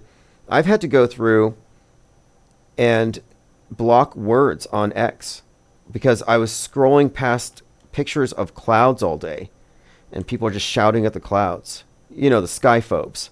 They're terrified of clouds. And I'm sick of hearing about it. And I don't want to catch some kind of psychosomatic illness. I don't want to catch chemtrail lung because everybody's talking about chemtrails. So I just kind of pushed it out of sight, out of mind. I no longer care about chemtrails. Aritos made this comment. He said, with all the fog and chemtrails in the news, are you still saying they don't exist? You've been very quiet about the fog, sir. Sorry, the fog was last week's psyop. Nobody cares about the fog. The fog followed the drones, but the fire replaced the fog. It's like rock, scissors, paper. Terror attack beats assassination, but fire beats terror attack. And then you've got, the truck attacks, the CEO shootings. How do people keep the stuff straight in their head? They're like, this guy shooting a CEO is my hero. This guy running over people is a villain. How do you know the people he ran over weren't CEOs? Or maybe future CEOs? Like maybe he was, who knows? How can you judge him if you're open to the idea that murder is okay if it backs a cause you believe in? Elon Musk chimed in. These fires are avoidable, but nonsense regulations in California prevent actions from being taken. So year after year, homes burn down more and more. So here's the line you're going to be getting from the right. Malfeasance, negligence, the government did it. The left is going to say climate change did it. Capitalism did it. So who's right? My response was, no, it was caused by direct energy chemical fog sprays from drones sent by the deep state to expose satanic baby eaters in Hollywood so President Trump and John F. Kennedy Jr. can bring justice to the missing children. Climate change is fake, but geoengineering HARP is real. So if I wanted to fake it like I was a truther, I can do it. I could speak their lingo. Gondola Wish says 48 hours of news in a 24-hour cycle. They cranked it up. Now it's 3 days. Every day you get 72 hours worth of news to parse. This leaves people immersed in information. It's an information overload. And this is intentional. They want to overload you so you reach for blue checks so you can have some semblance of a coherent worldview. That's why people stick to the networks. Fox or CNN, they stick to their chosen platforms because they need someone to parse through it all. And that's because they're passive. If you're passively consuming the news, then you're passively accepting that everything I didn't process because I wasn't watching happened. So the 72 hours worth of news that happened yesterday, it's all real because I didn't have a chance to go through and call it out as fake. But the trick here to keeping your head above water, above the sea of irrelevance, is to suspend judgment on what you accept as real until you have the facts to back it up. That's how we stay up here afloat on the raft. And by the way, sea of irrelevance, I say it's Huxley, but I don't think it's a Huxley quote. I think the sea of irrelevance is Neil Postman, who wrote Entertaining Ourselves to Death. But he was suggesting that the real question here is, are we going to be stuck in a 1984 with total information restriction, or is it going to be a brave new world sea of irrelevance where information means nothing? And that's where we are. Trump faked an ear wound, or faked like he was shot, and somehow that fact doesn't matter because it's drowned out by mis and disinformation. Tim and Vic says Maui fire 8/8 escape from LA came out 8/8. LA has 88 cities, 88 constellation. Go ahead and clarify on that one. Now, as far as Maui fire and 8/8, that date is the Lionsgate portal. Sirius lining up with Leo, and there are astrological alignments to all of this. Isabel Ann has been commenting on this for some time. In fact, Isabel Ann said, based on the location of Algol, this star, it would be the perfect time for a head wound. She said this on 7/13/2024. And we're watching Trump, we're watching the news, and then he gets the head wound. So before 6/11, before Trump was shot, our resident, I won't say astrologer, but astrology, maybe, called it. And our take on it is this, is that there is an astrotheological component to all of this. It's a, I guess you would call it the celestial metascript. And then we have our terrestrial version of it. as above, so below. Seems to be part of their program. And it makes sense to organize things along these ways because these are objective measures. So, for example, 9/11 starts at 8:46 a.m. Mercury's rising at 8:46 a.m. May have some significance, but the timing of it, as we've determined by looking at future events, is probably not a coincidence. That number, for example, these timestamps, they're all extremely relevant.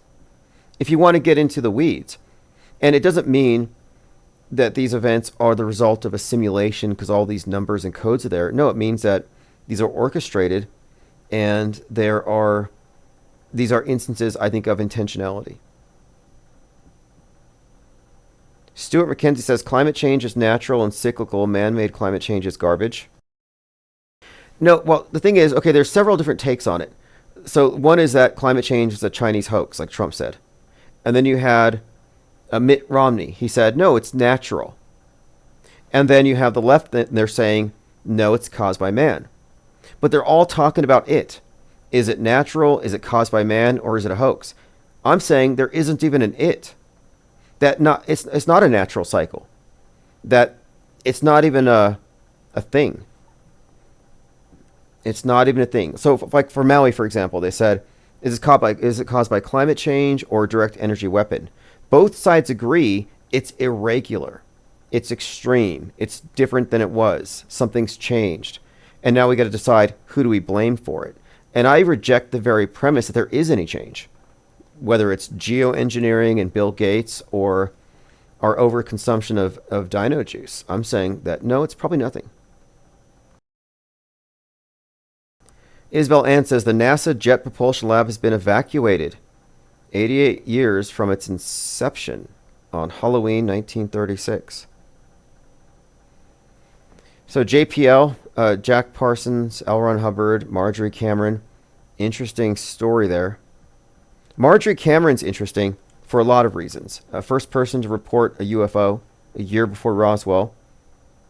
Later, she performed in a movie by the Satanist Kenneth Anger in the role of Babylon, inauguration of the Pleasure Dome, the goddess Babylon. Kenneth Anger wrote Hollywood Babylon, which is the basis for the movie Babylon, starring Margot Robbie, who later portrayed Barbie. And there's a connection here. I should do a deep dive on this one. I've been saying that Barbie is an idol and that she represents the goddess of the New Age. And if you didn't know, the New Age concept of Isis and Osiris or Christ and the Magdalene has been updated to Babylon and the Beast. And Barbie is this goddess Babylon. And the color pink has occult significance. Okay, Isabel N., I am an astrologer in my profession. Yeah, you wrote that in the live chat 20 minutes before he was shot. And it's because looking at predictive programming as an indication that this is a structured form of propaganda, that it's a predictive model that we're using here, we were saying that, hey, Trump's going to get his head wound here. So we're waiting for it. And on 7/13, 20 minutes before, it was called out here. Dirk says, Tim, I remember when you waited outside the buses about the fake head wound. The looks on the brainwashed normies was insane. They have little hope. Yeah, I wasn't at the Trump rally to change minds or debate or ask them about their opinions. Some were like, you should have engaged them in a dialogue. I'm like, do you realize that you cannot reason with unreasonable believers? They are not in the same universe we are. I went there to point out that there is a box that they're in. I think it's important to demonstrate this. Because we're not trying to wake people up. We're not trying to convert people. I'm not trying to tell people what to believe. I'm just saying, if you're a believer, you're doing it wrong. You know, this is we're fomenting a culture of non-believers here. And there are a lot of us. And the numbers are going to grow. Non-believers, informed disbelievers. I mean, if something's believable, if there are facts to support it, then you know it to be true. Like, I know the sky is blue. I could say I believe it's blue, but no, I know it's blue. We can have some certainty here. But you can't have any certainty on the world stage. It's like, I believe these people died, but what facts do you have to substantiate it? No, you're vulnerable because you trust. You've outsourced your perception, and that's not a necessary way to live. Perceive for yourself. Thinking for yourself is not enough if all of the options, if all of the narratives are highly curated. If your head's in the box, you're choosing from a limited array of options, your free will is just an illusion at that point. Okay, let's just take a quick look at this. I see some gloating here. It's over, says Sly Sparkane. It's over. So this is a long, long rant. I'm not going to read it. TLDR. This is called J Rants. So Jaron says, getting accused of everything you can imagine is fun. Finding out creators you thought were good researchers are so bad they believe the impossible, that's all fun. People lie. I've had prank calls. People in this Telegram think it's fake. So he's acting very defensive that people are calling it fake. But here's what he says. Flat Earth is a joke. It's filled with lazy, terrible researchers. They have no love for friends and will do anything for a click. These people have nothing to do but post memes. You make fun of the globe, but you accept John Havey and Shane's model, which requires 180 degrees of refraction. You laugh at the globe, but refuse to see what work we do. Anyway, he goes on and he says this. Well, you're about to hear it here first. I am no longer a flat earther. Think about it. I am saying this 7-word sentence. I am no longer a flat earther. Big whoop. From day one, I said, I'm not a flat earther. You don't know yet. You could say you're a shape agnostic. You could say you're a globe skeptic. You could say, I don't know. But to say I'm a flat earther means what? You know, it's like you're ascribing to yourself this label that assumes you know a model, that you have the answers. And so I always said it was just too premature. But he basically says here, more or less, that he wants to distance himself from the people who are not believing his trip based off of suspicion and mistrust, I suppose. But, you know, I've been pretty open about the fact that I think that Jaron works for NASA, and I'm not being hyperbolic. I'm not trying to be ironic. Like, I literally think that he works for NASA. And I think so because he faked ISS transits. Now, if you have a better explanation, I'm all ears. But if you fake an ISS transit, you're using the same graphic that they use for their little animations, then I have no reason to think it was real. John says flat Earth is a limited hangout. Yeah, it's a limited hangout based upon a false dichotomy and either-or fallacy, and it's a deliberate misdirection from media fakery and fake news that occurs on the ground and in space, or whatever they say is space. And as far as I'm concerned, until we see the Earth from space, or even determine what space travel is covering up, because space travel is science fiction, there's no way to arrive at a complete model. And personally, it doesn't really affect my day-to-day existence. Like, I'm not suggesting that this is true, that I can prove it, but in my opinion, the universe doesn't even exist until we experience it. So I can't really categorize that as flat or round. To me, it's not really about that. I'm more interested in our role in all of this. As I've said many times, I kind of dismiss the idea that we're apes with massive egos trying to cope with the meaninglessness of a dying, dead universe, but rather I think that the universe is ours, that it essentially is I'm not going to say an extension of us, like in a solipsistic way or a collective hallucination, but rather I kind of think that it wouldn't exist without us. Like, we are the point of this thing we call creation. And I don't know, maybe that's a little too human-centric, species-centric.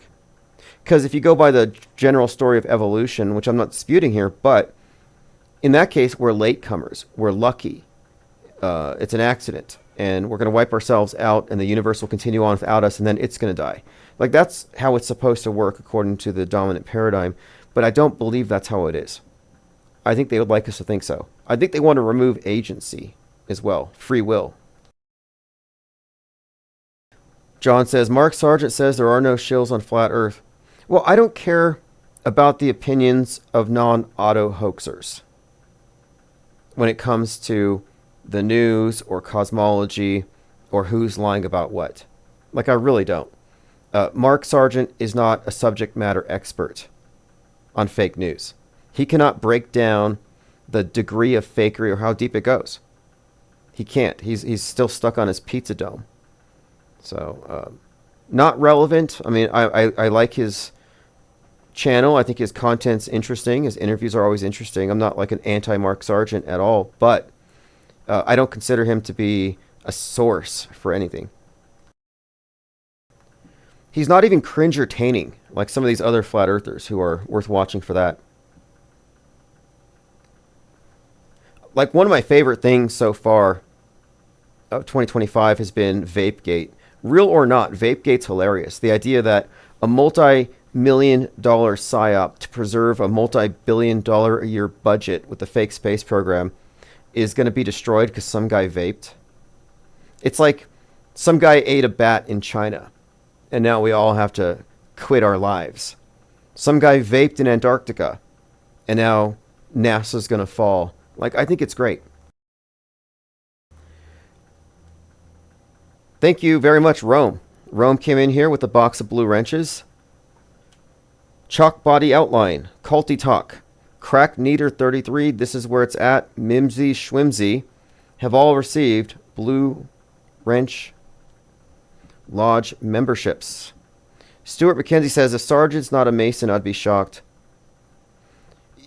I would think he's more likely a CIA than a Mason.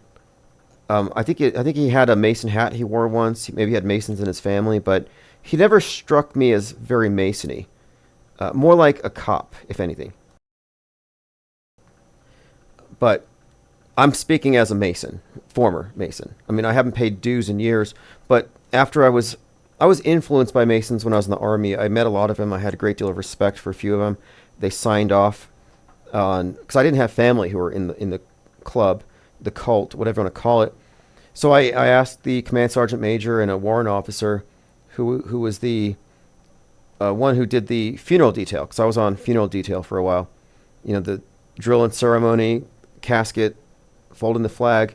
I was doing that at Fort Bliss for a couple of weeks as a duty, and that's kind of where I got into it. I started seeing all these symbols on the cars, and I was walking around El Paso one night, and I came across the Scottish Rite Lodge, and I just walked in, and I asked them to sign me in. So after the military, I got into the Masons, and I went through the 3 degrees, and then I went up to the Scottish Rite. I was invited to do the Shriners. I made friends with somebody who I didn't know was in it. It was a separate... I was in this public speaking club called Toastmasters. I was trying to get over my fear of speaking in public. And I met this individual who was a former potentate of the shrine. And when he found out I had gone through the Scottish Rite, he took interest and he signed me up. I didn't follow through with it, though. I'm not really a joiner. I'm not into clubs. I was just investigating. I wanted to find out what it was about. But I had been involved in something before the Masons, a more esoteric group. And so what I kind of saw from it was parallels. So, for example, I would say that the OTO, Order Templar Orientis, or Thelema, this New Age group, it's very Masonic in the sense of the structure of the organization and the rituals. But theirs is couched in Egyptian symbolism and Western occultism. Masons have the same kind of thing, but it's all Judeo-Christian and Old Testament. But it's the same thing. And this, I was actually kind of bored with it in a way, because I didn't find anybody there into the deeper stuff.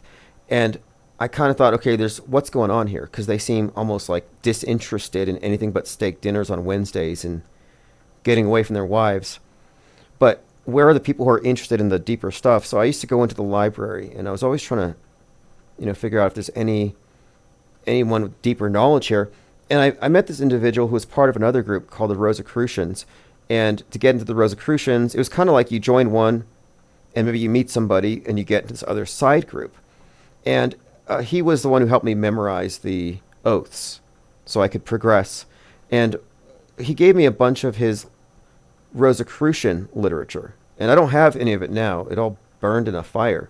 But I noted that much of what Aleister Crowley published was actually stolen or plagiarized from the Rosicrucian groups. And I had this one particular article I'd read that was describing the hermetic magical principles behind the Blue Lodge meetings. So your basic Blue Lodge meetings are actually magical ceremonies. Although none of the members would think so. But you wouldn't know unless you were... And that's how this stuff works. Exoteric, esoteric. You have to have an initiated interpretation. But having gone into that after first having gone through the Thelemic group, I think I was a little more appraised of what the significance might be beyond the surface level. Because some people on the very, very surface think it's just a club, like Boy Scouts for grown-ups or something. It's like, no, there are layers to it. And most of them are pretty much surface level, exoteric. Okay, and I'll probably talk about this at some point, the Thelemic cult, but specifically Scientology. Scientology has a reputation for stalking its critics, and I got on their list. I got on their list because I was investigating them, and during my investigations, by investigation I mean I'm doing, like, I'm transparent. I go there, I buy their books, I talk to their people. I took a 2-week course on Dianetics. So I'm sitting in a classroom with other Scientologists reading Dianetics and taking a test at the end of each one. I was doing these various courses. And during this time, Scientology's secrets were hacked by the hacker group Anonymous. And the hacker group Anonymous got a hold of my name and address because they had gone through the visitor logs. And so I was like doxxed and I was harassed. I mean, someone literally slashed the tires of my truck. And they said they called me a Cylon. They called me a Cylon, which means one of their terms for like Scientologists that are hunting their critics. And I'm like, no, I'm actually just kind of an outsider to this whole thing. But the Scientologists thought that I was infiltrating for Anonymous. So I was being simultaneously looked into by anonymous online stalkers, and Scientology now started looking at me as though I was some kind of a threat. And it got to the point where I was able to even draw attention to these stalkers, to my friends around me. Like, hey, that white van, those 2 people, yeah, we saw them here. Here they are again. And it seemed to be the case that they were intentionally being noticed. They wanted to be seen. They wanted to show me that they were watching. And it culminated when I caught one of the individuals out in front of my apartment. He had some kind of listening device on. It sounds crazy. And I pretended like I didn't notice when I stepped out of my house. And I drove, and he went down a side street. Anyway, I identified him. His name is like Sandy Block. He was like this regional PR for Scientology. I saw him on TV after that. He was doing some cover story for that underground base in Tremenia, New Mexico they were trying to cover up.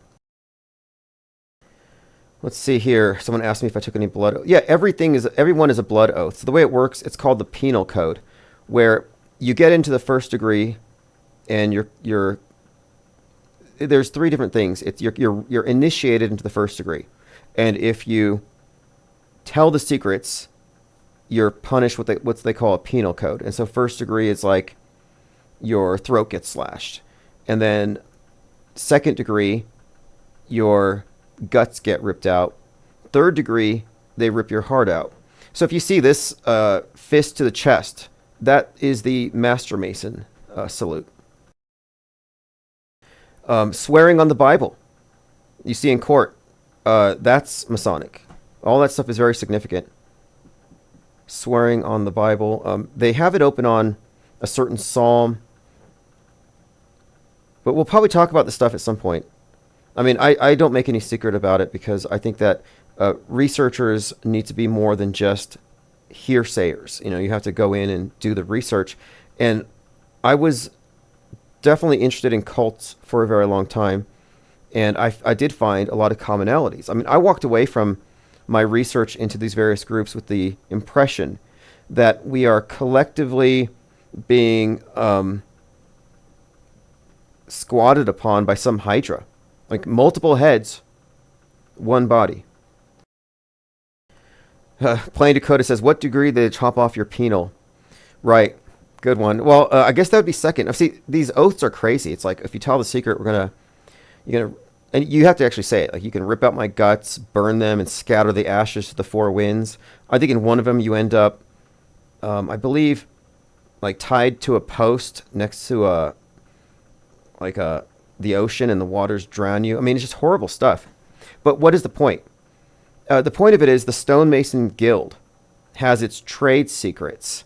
And in order to move up, you have to have like a security clearance. So you can look at this as like a secret society, but today I would call it a security clearance society. So the security clearances separate and compartmentalize people based on their level of information. And you have to have some ways of keeping people from... It's like an NDA. So it's an NDA.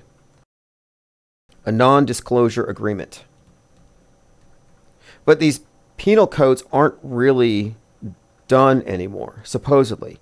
Although there's the story of Captain Morgan. So the first third party in America was the Anti-Masonic Party. And it started after... let me pull this up. The Anti-Masonic Party, first third party, formed in the 1820s as an opposition to the Masons. And it was prompted by the disappearance of Willie Morgan, a Mason who was a critic, and they said he was murdered for spilling their secrets.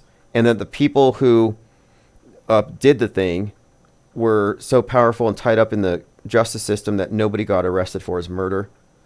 So that's kind of the story here. So anti-Masonic sentiment is nothing new. But I was told that these are just symbolic, that they don't really do it. But they do gang stalk. They do cut your timing belts, mess with your cars, insert people into your life and spy on you. And before you get in, you have to give them permission to do a background check and talk to people, do character references. So even before you get into the club, they've already done a deep dive into you. They go to your house, they look through your books, they figure out what you're reading. So it's kind of interesting how cults spy on each other.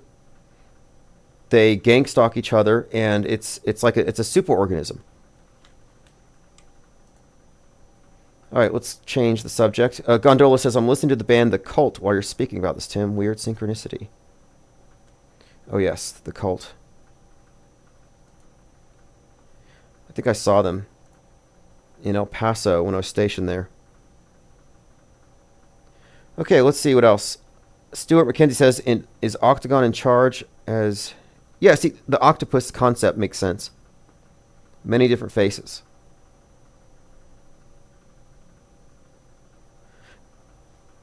I like to use the phrase monolith, though, because it is monolithic. And I think the monolith is the perfect symbol. We carry it in our pockets, your smartphone. That's the Kubrick's monolith. And it represents the monolithic worldview. It's the new monotheism. It's the one government. It's the thing that will essentially put us all on the same sheet. Like if you think about it, if everybody all believed in this particular holy book, this revelation, we would all have the same worldview. If we all converted to Christian, we all converted to Islam, we all converted to Dianetics. And this is what religions have always tried to do. Try to get everybody on the same sheet. And I'm suggesting that the power elite have perfected the art of mind control in religion, and that this is now the ultimate holy book. And by holy book, I mean it has the authority of God or government. And as soon as they've finished curating the content that you get, as soon as they've guardrailed all those areas that they need to keep you out of, it will be the new Bible. That media is the church of the one world system. And the TV is the Bible.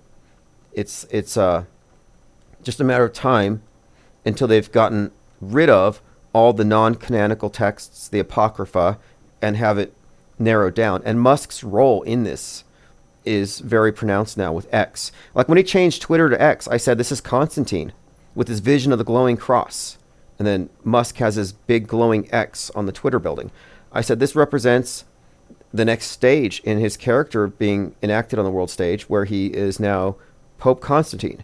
And they're consolidating a worldview for the empire, putting everything under the sign of the cross, the X. In other words, I think that the control over media and the shrinking of the universe of ideas to acceptable ideas is next. But they pretty much have us there. Grangerman says, Francis Granger was my great-great-grandfather, one of the founders of the anti-Masonic Party. Well, I think some of the reservations against it is that you would have this club that would have loyalty oaths that transcend any other oaths. And that's one of the criticisms of these secret societies and the conspiratorial view. I kind of think that it's interesting to note, and we talk about these a lot, but today it's really about structural secrecy. It's not about what their rituals actually mean necessarily, but I think it's about the stratified society into two different groups. So like, for example, when you first get in to any of these clubs, they got like a sack over your head, a wool sack, and you're let in and you're laughed at, you're mocked. You know, you have the one shoe on, your shirt's half ripped off, got a rope around your neck, and you're dragged around the room and you're laughed at. And that's to teach you something.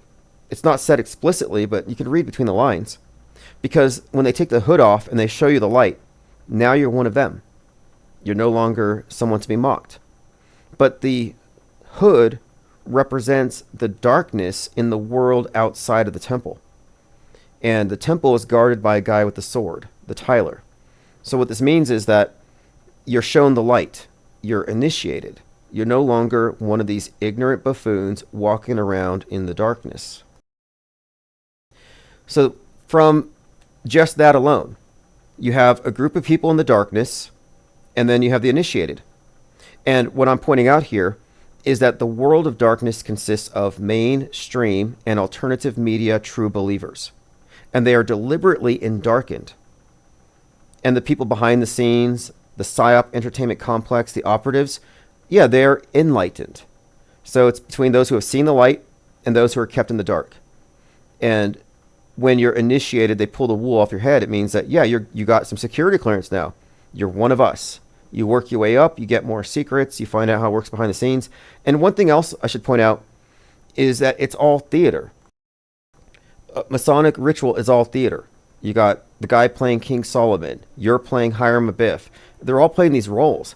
And it gets even more theatrical when you get into the Scottish Rite, where the degrees 4 through 32 are just a series of plays on a stage. Full costumes. It's like you're watching various scenes from the Bible being reenacted, scenes from the Knights Templar in various groups, but it's all theater. It's all done on a stage with various backdrops. The ceiling is a dome with stars that have constellations that correspond to what you're seeing below. So you're sitting down, like I went through a 2-day process where for 2 days I didn't leave. I was just in their temple, and it was one stage play after another. I mean, I couldn't possibly remember it all. And the point of it is you have to go every year.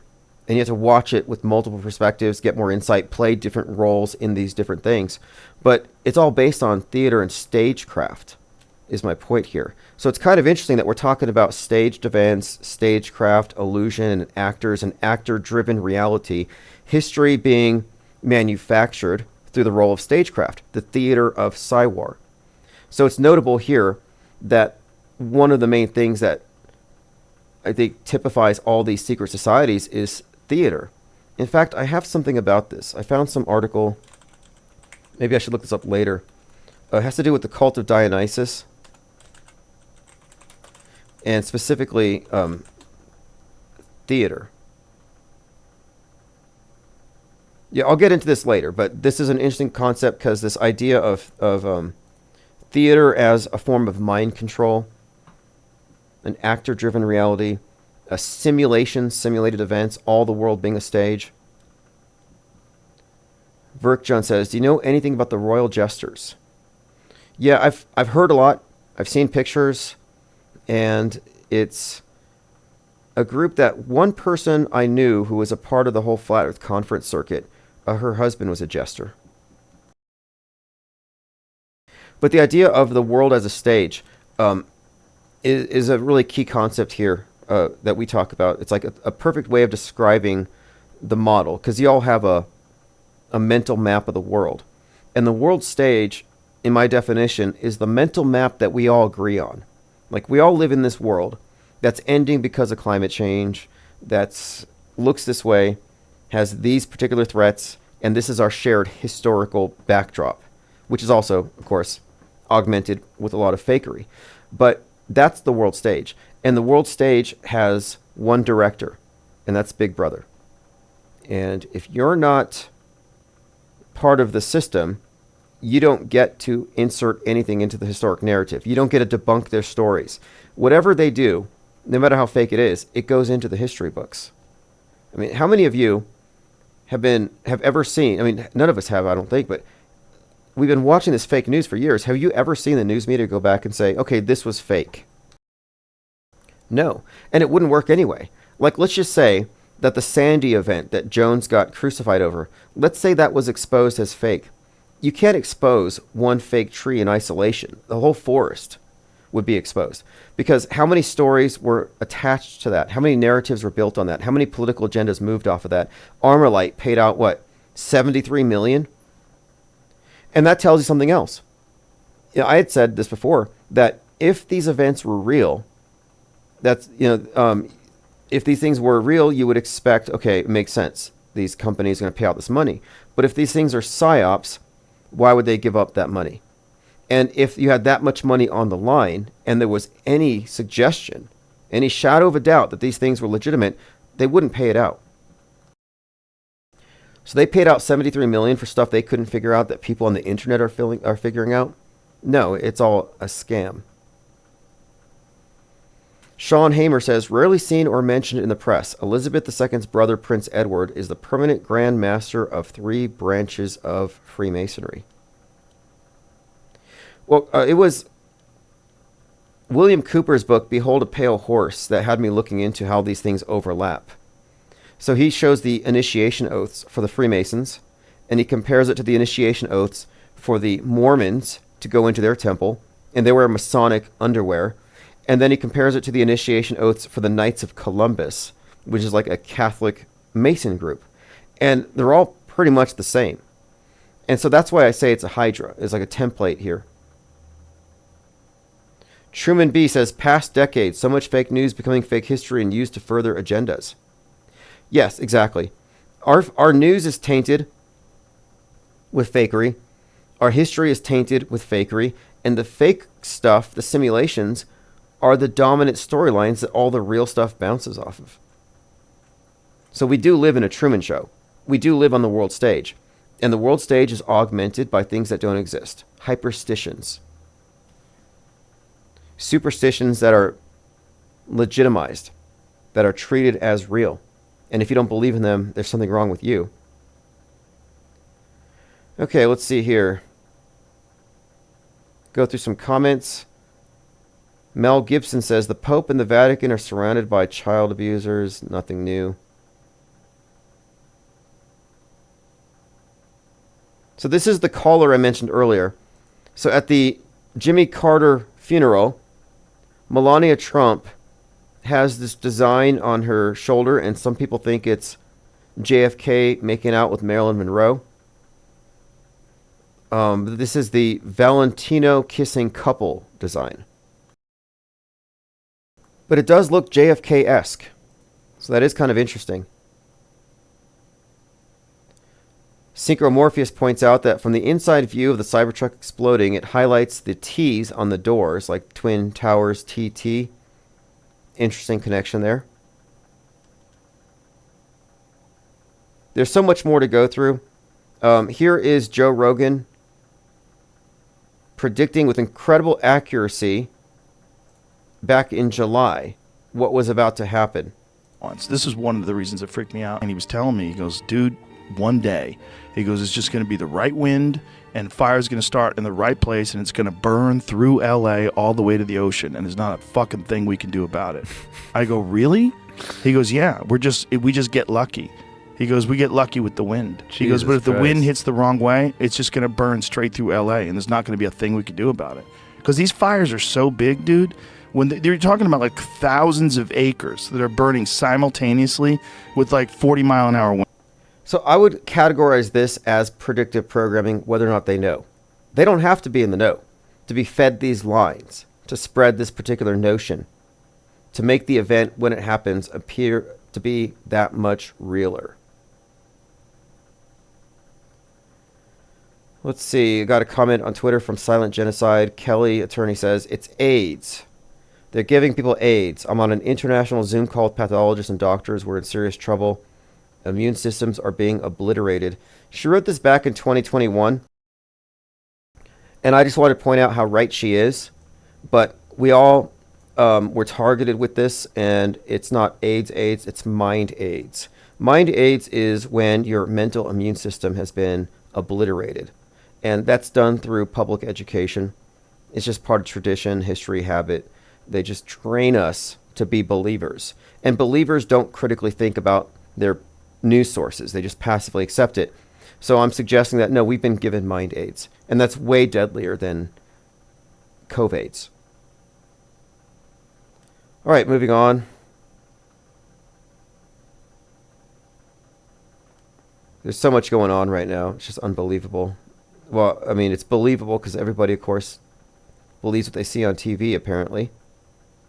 And we'll be continuing this conversation tomorrow. There's just so much to go through, and I'm working on number 2. So if you have any suggestions about what I should do for the second deep dive, let me know. Dirk says, Tim, how long before they go for their reset, or what they call the end of the world? Oh, we already had the Great Reset. That was 12/21/2020. That's when they started this new paradigm, aeon, this Great Reset, Great Awakening. But it's never going to end. That's the thing. It's a never-ending process. War is peace. Mind war is peace. By maintaining this constant back and forth tug of war, globalism versus nationalism, all these different psyops, it's there to keep us in a state of passivity. And they're just turning it up. So no, it's never going to end. That's the good news. The good news is it's never going to end. The mind control is never going to end. Or it's bad news. It depends on how you look at it. I mean, it's ended for me at an individual level. I think a lot of you are mind war inoculated. Maybe you're not dragged into these things. But it is how they govern us. It is the PSYOP entertainment complex you should be looking at, not the military industrial complex. This is Evander Holyfield's ear after Mike Tyson's bite. And here's Trump's ear after an AR-15 bullet. Just for a comparison. So today we talked about the final experiment, why it failed. Nothing gate. Let's see. Predictive programming, Steven Gutenberg. LA fires. Is it a big engineered controlled demolition psychological operation? I think so. The Hollywood sign didn't really burn. There's a lot of people who want things to burn so they can say, I told you so. And I have a few more notes here. We did talk about Homestead and Lavalantula. Look, that Lavalantula movie is ridiculous. Obviously, it's a parody. Giant spiders breathing fire over Los Angeles. But the fact that the movie stars a guy who is now presented as like the face of this fire from the celebrities saving people's lives, that's just too much for me. Mazel says in Breaking Bad, someone gets an ear pierced too. Yeah, that's right. I should have put that one in the doc. I got Tony Soprano, but yeah, that one guy gets his ear shot. Dirk says Joe the Shill Rogan. I wouldn't call Joe Rogan a shill. I would just call him mainstream media. I mean, Alex Jones, mainstream media. I mean, mainstream, alternative mainstream, they're in the box. They're not censored. They're not outliers. The censored are unacknowledged. Dirk says, Jason from Archaics, who I don't trust, said there's an end of the world Great Reset 2040. I say 2030. Oh, in 15 years? Yeah, that's a little too far out in the future for me.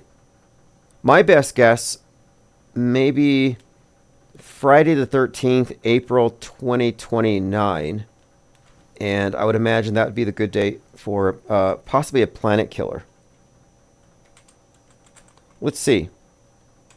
Apophis 99942. Apophis, of course, the god of chaos. 99942. Planet killer asteroid is supposed to hit us in 2029. Now, they said Friday the 13th. But if you didn't know, yes, on 13 April 2029, asteroid 99942 Apophis will kill us all. Planet killer. Here they call it a city killer. One of the two, but it's the god of chaos. But I don't think it ever ends. So here's something else to consider. What is the point of the flat Earth, for example? Like, why would they do the hoax? You know, people ask, why would they do this? Well, I think it would really be maybe to restrict human migration, to keep us in a smaller geographical area, to keep us contained. Climate change even has the same premise that we're destroying Mother Nature. We're destroying Gaia. We should stay home in our basements and watch Netflix about how bad we are. The idea here is keep us from wandering, shrink our world. And end of times scenarios, religious or otherwise, shrink your sense of time. So now you're not thinking in terms of, 100 years into the future, but it's like, it's going to end in 10 years. And I think that by constraining our time and constraining our space, we're easier to control. So I just assume it's never going to end. I don't start with the premise it's going to end. The world's ending has been predicted by so many groups for so long. The QAnon group has been predicting for years. Any day now, the deep state's going to be exposed. Any day now, Donald Trump's going to save us. And here Donald Trump is laughing with Barack Obama. Barack Obama, who ate $60,000 worth of hot dogs and pizza. And, this is all code, of course. Like, we're talking about satanic baby eaters, and then Trump's laughing and joking with them. So the QAnoners obviously have been fed misinformation, and they were told the world works this way, the bad guys are going to get it, the world's going to be ending, but it's going to be improved. The Great Awakening. Never happened. How many years has it been? So anybody saying that the world's going to end, I would just say it's like, I don't know. Are they claiming to be the first person to ever have successfully predicted such a thing? And something else to point out. How many of these gematria calculator types who are like, it's 666 days since this event to this event, therefore the world's going to end on this Super Bowl date, and it never happens. I had it with them after the last Super Bowl, the one where Taylor Swift showed up, and the gematria calculator people told me the world was going to end on that date. There was going to be a nuke. It didn't happen. But I noticed that there's a lot of channels who are consistently predicting the end in order to get clout. It's like if you want attention, you can put a sign on that says the end is near and just go to the nearest intersection and scream at cars all day. It's the same thing. There's no shortage of those people, but now they have internet connections. You don't have to go outside and scream at cars. You can just do it on Twitter. NDB says the stream will self-destruct in 11 minutes. Yeah, we have a little bit more time.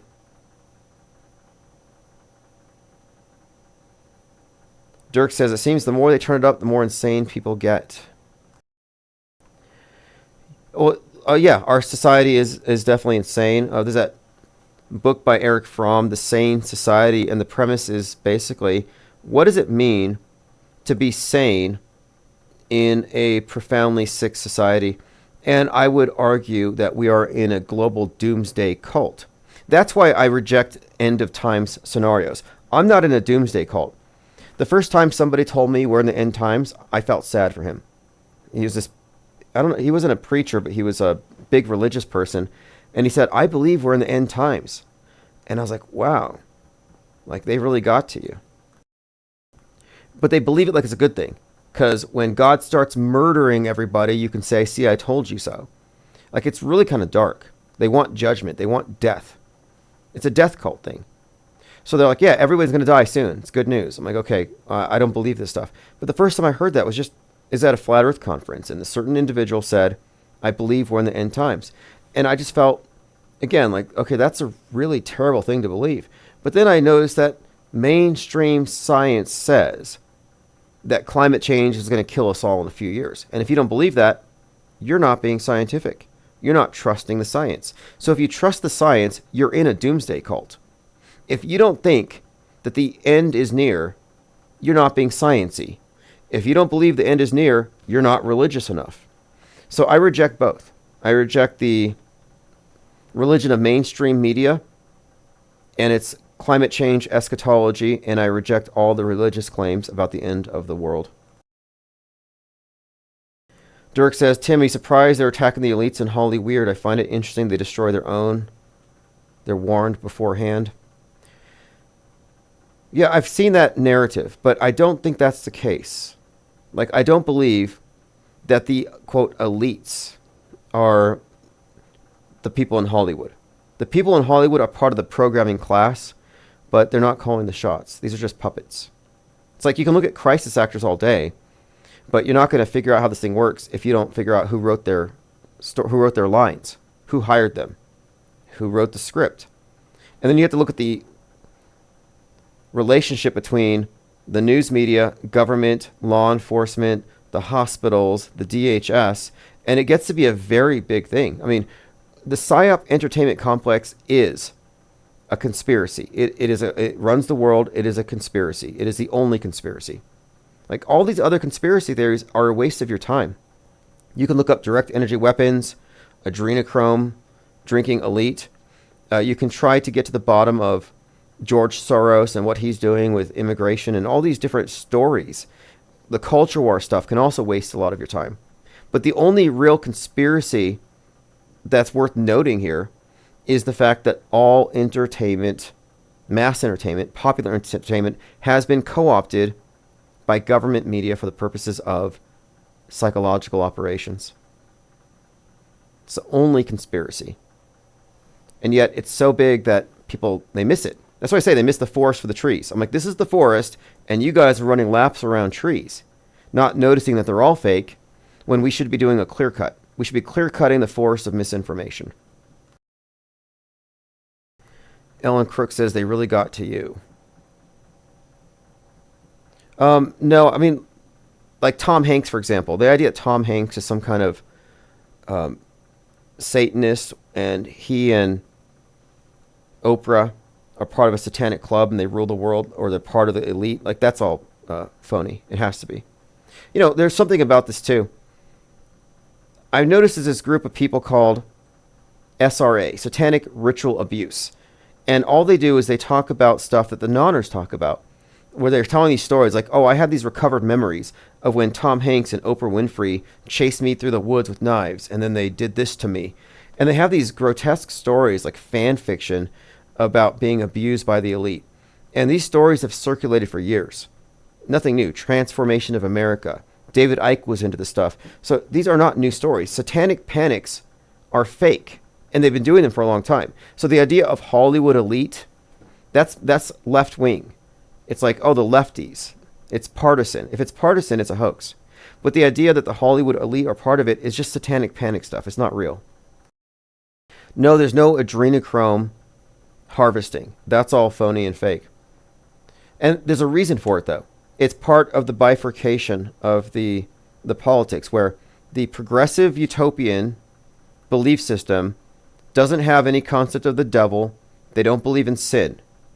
But they do believe in the virus. They do believe in the pandemic. And we have to regulate society because of specifically misinformation. Because non-believers will spread this sin, this virus. The non-believers are now the threat. That's why anti-vaxxers were censored. Because the World State Church offers salvation. You have to listen to their priests, you have to listen to their experts, and you have to take the injectable Eucharist to be saved. The anti-vaxxers are the unsaved. So my point here is that from the progressive side, the utopian side, and this is on the left, salvation comes from the state. And the bad guys are the right-wingers who do not trust the media, who are super spreaders. But from the right side, they reject the media and they adhere to traditional views. So instead of the utopianism of the future, they have the idealized past. So they don't care about pandemics. What gets them riled up are moral panics. So the satanic panic is an example. The satanic panic pins the blame for everything on the world on the left. And it's sin. It's their sinful behaviors that cause God to judge Los Angeles. So one side, again, is attached to God, judgment, sin. The other side is attached to Gaia, climate judgment, and virus. One side believes in the Bible, one side believes in the media. I mean, these are just worldview examples of worldview warfare, but it's perfectly split down the middle. So no, the moral panics are as fake as the pandemics. The moral panic-demic. It's the idea that the other side is spreading something that will corrupt us and destroy the world and invite judgment from above.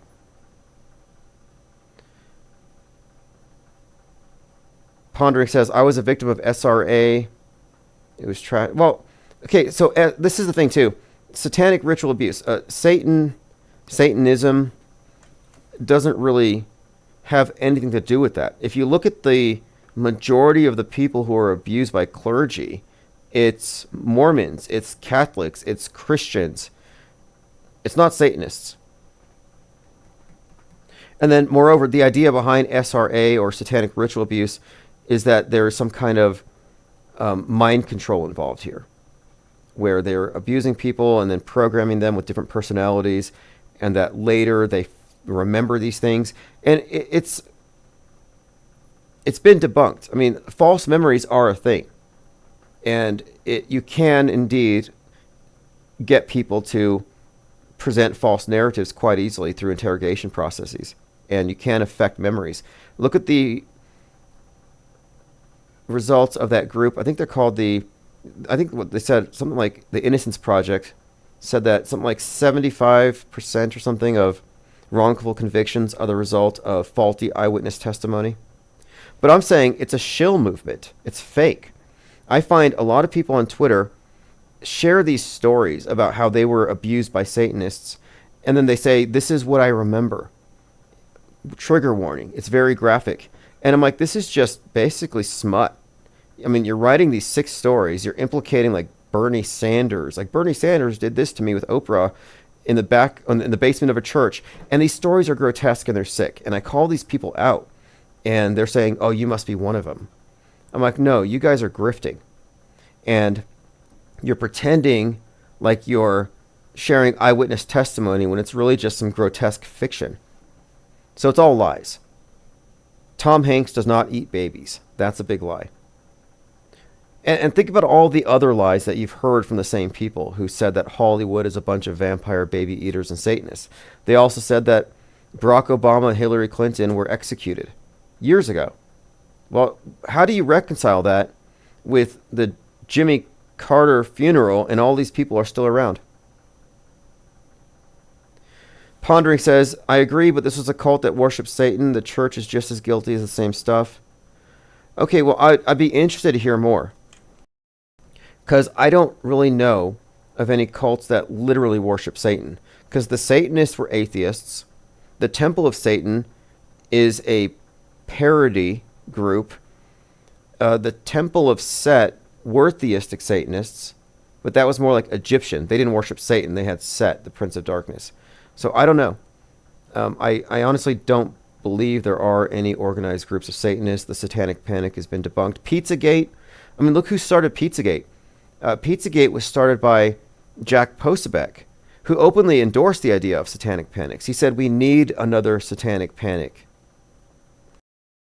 Why? We need satanic panic to get rid of liberalism, to get rid of progressivism, to appease God so God doesn't judge us.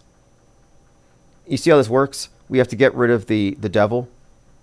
And that side who believes in satanic panics and the devil don't believe in the other side's views, which is we got to do something about the panic, or rather the pandemic. We need to do something about the anti-vaxxers because they're going to kill us. Because you see, COVID is a devil the atheists will believe in. These are parallels. Gaia is a God construct, a judgy God that atheists will believe in. Outer space is a heaven that atheists believe in. Aliens are angels for atheists. The modern paradigm, the progressive utopian vision we've been given, is designed for atheists. But it's not true atheism. It's just that their God constructs are disguised with science. Verk John says, know anything about the tripart god of Freemasonry, Jabulan? Oh yeah, isn't that Jehovah, Baal, and On? It's like, yeah, that's actually a reoccurring theme here. These tripartite gods, you see a common theme, and I've heard that before. I've looked into it. The Demiurge.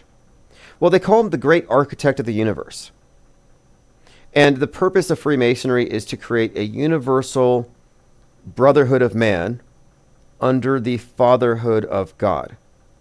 And the way it was, the way I kind of interpreted this whole thing is that King Solomon's temple, because the whole idea is you're going in as Hiram Abiff. You're going in as the architect for King Solomon.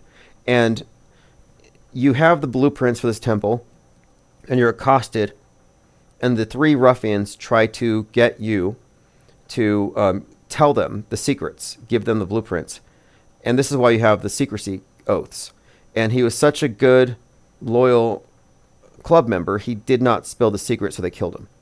So he's a martyr to protect the secrets. But I took the Temple of Solomon thing to mean this universal worldview. And every Mason is a brick in this temple. And so the temple is the world stage. I would say King Solomon's temple is the mental construct that they have created through stagecraft and illusion that put us all in the same box, the same temple, the same world view. By the way, I just watched Nosferatu today. I like the original. And then I watched this one, and it's rather good. But it has an aspect to it that wasn't in the original, and it has to do with certain like occult themes. Like it brings up, I think it brings up a number of occultists, not John Dee. I think it's Cornelius Agrippa and a few others. But it brought up all these various occult and esoteric themes, and the idea of demonology and forming pacts with the devil. That kind of stuff was brought into it. So it's kind of interesting. I'd like to watch it again and get some still shots of some of the seals and sigils they brought out. But very interesting subtext they introduced into it, this idea of pacts with demons and the like. All right, so we've covered a lot of ground. We're going to continue to follow the big psyops, but by suspending judgment on reacting, I think we end up with a better assessment of what's going on. And having watched this fire unfold, like here's okay, I mentioned my unpopular opinion. It's a government media psyop using real fires in a controlled demolition with mass evacuations for mass disruption. I said it's like 9/11. Big demo, lots of witnesses, full media coverage. Lives are being disrupted, but it's still just mind war. And Renaissance ATM said, good post. 100% it's a type of psyop illusion mixed with real fires. I also had flashes of 9/11.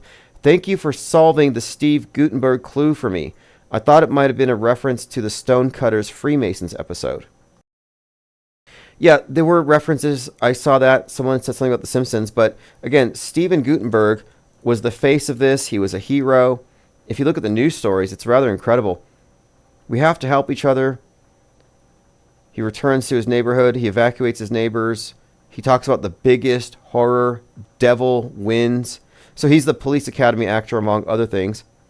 Gutenberg jumped to help the fire victims. So, he's just a total hero in this. And I was like, that's interesting because Lava Lantula La Valantula, here he is on the cover with Los Angeles burning behind him. And he's in real life doing what he did in this movie. And I take this to be an example of actors who get roles on the world stage. Like, crisis acting is the new Hollywood. I've said that years before. I said it's got to be a status symbol, like Tom Hanks and others with COVID. Like, if you're just a regular Hollywood actor, you're not as high status as Hollywood actors who get to participate in the major world stage movies that the public think are literal. I mean, think about it as esoteric, exoteric. Two interpretations, the literal and the real meaning. And a lot of these world stage events have Hollywood actors who participate, and I think for them it's a status symbol, like that they're participating in the psyop entertainment complex, the manipulation of the masses. It's like the elders in the village who dress up as the monsters to scare the villagers.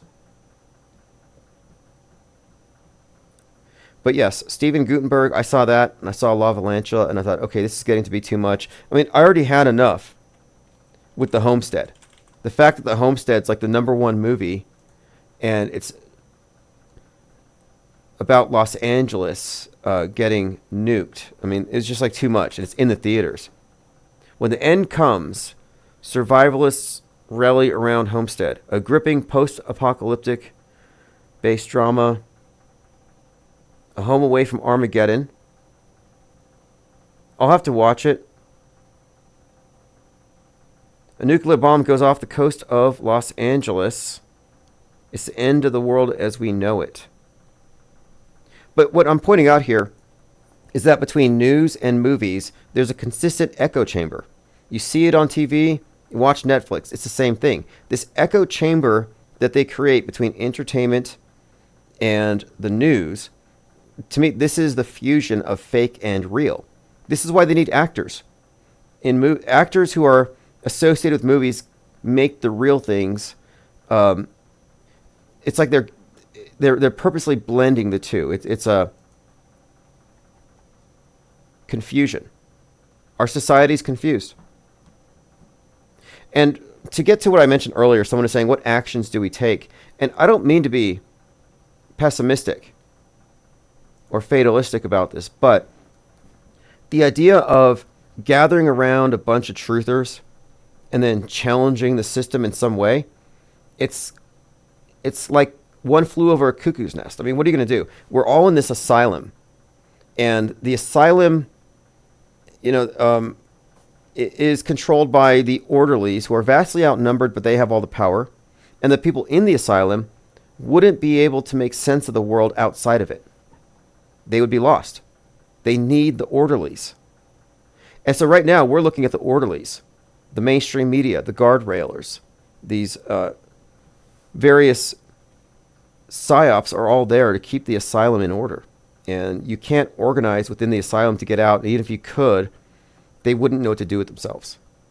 So it's kind of pointless. What I'm saying is that the only way that we're going to make any progress is if we break out of the MSM Plus box altogether. We have to quarantine. We have to create a breakaway third group. Mainstream, alt media, but what about the parallel media? If you can see through alternative media, there's only one place for you. Off-world stage. Off-world stage means psyop aware, fake news aware, metascript aware. It means that we are aware of the echo chamber created between entertainment and news and how deliberate it is and what its purpose is. It's not for your entertainment. It's for your mental entrainment to future propaganda. We got a call tonight from Drastic Liars, brought up some interesting points. You had the Elvis parade, Elvis's birthday, everything's burning. The parade had BB King reference, Ground Zero, nuke reference, Elvis associated with Seattle and this incoming nuke psyop, and then the Wicked Witch, born on Elvis's birthday, and the end of Wicked has her doing an EMP to the Emerald City, and Seattle is called the Emerald City. All fascinating connections here. Seems to be leading somewhere, and this is the year. I meant to watch La Valantula and do a review of it. It can't be any more ridiculous than Sharknado. I'm pretty sure it's satire, but it's hard to tell. The mainstream news seems like satire. Like, did you see that guy, David Muir? He's getting a lot of flack because he's... Yeah, actually it's here. He's been roasted because he's having to wear a fireman's costume. I don't know why. I guess it's because it's safety. I don't think his cameraman is. You know how it's like on COVID reports, the news would be out there like, why aren't you people wearing masks? And then the people would say, well, why isn't your cameraman wearing a mask? Because behind the camera, nobody cared. So here he is, for theatrical purposes, David Muir, wearing a fireman costume. And I'm saying this is just costume for him to be doing this. But when he turned around to gesture at the green screen, gesture at the fires, he had a bunch of clothespins.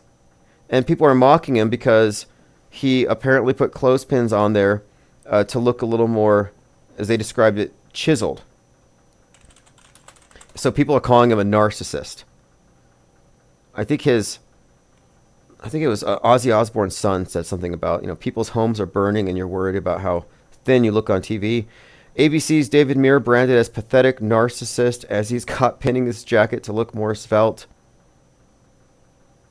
Now, in his defense, he probably didn't do it. One of his assistants did. In his defense, you're on TV, and if he had not put those clothespins on, he would have looked like Eric Cartman. So he's going to look like a meme either way. But it's like, what are you supposed to do? You're presenting news. You're trying to sell stories. Should he not have combed his hair? So I don't really feel like he should be getting roasted for this. It's like, okay, you're roasting him because he's trying to make himself look a little more mediagenic with clothespins. But meanwhile, the entire media infrastructure is fakery and lies. Media itself is a highly narcissistic construct. But anyway, it's funny what people will pay attention to. Like that takes more air than the fires. Sort of like Vapegate. Vapegate totally obliterated any conversation about what a 24-hour sun in Antarctica might mean for the future of the flat Earth. No, they're stuck on, did he vape? Did he not vape? Oh, he did vape, but he lied about being a vapist, but he is a vapor. But his wife doesn't know. Now she knows. But he didn't mean to vape. He accidentally smuggled a vape to Antarctica, and he decided to vape. But he's not a vapor. Although he does have a special compartment in his sleeve for his vape, so he can vape whenever. So it's like, okay, you just put so much doubt in the mix here, but that should not have overshadowed everything. But people get stuck on little things like that. And again, I would find it to be tremendously amusing and ironic if Vapegate brings down NASA the way a bowl of bat soup brought down the whole world for practically a year. Lickety Split says Gutenberg was probably lighting some fires. Look, I think the guy was out there psyoping. I think he's an actor. He was associated with saving Los Angeles from burning fires. He knew the script. But I think he was hyping up the story. I don't know if he was really saving lives and moving cars. They made it sound like it. But he specifically said that the Teslas couldn't be moved. Electric vehicles were a problem. And that has to be part of this broader narrative. Anyway, this is Auto Hoax or GTFO. Have a great evening. Appreciate all the comments. And we'll continue this tomorrow.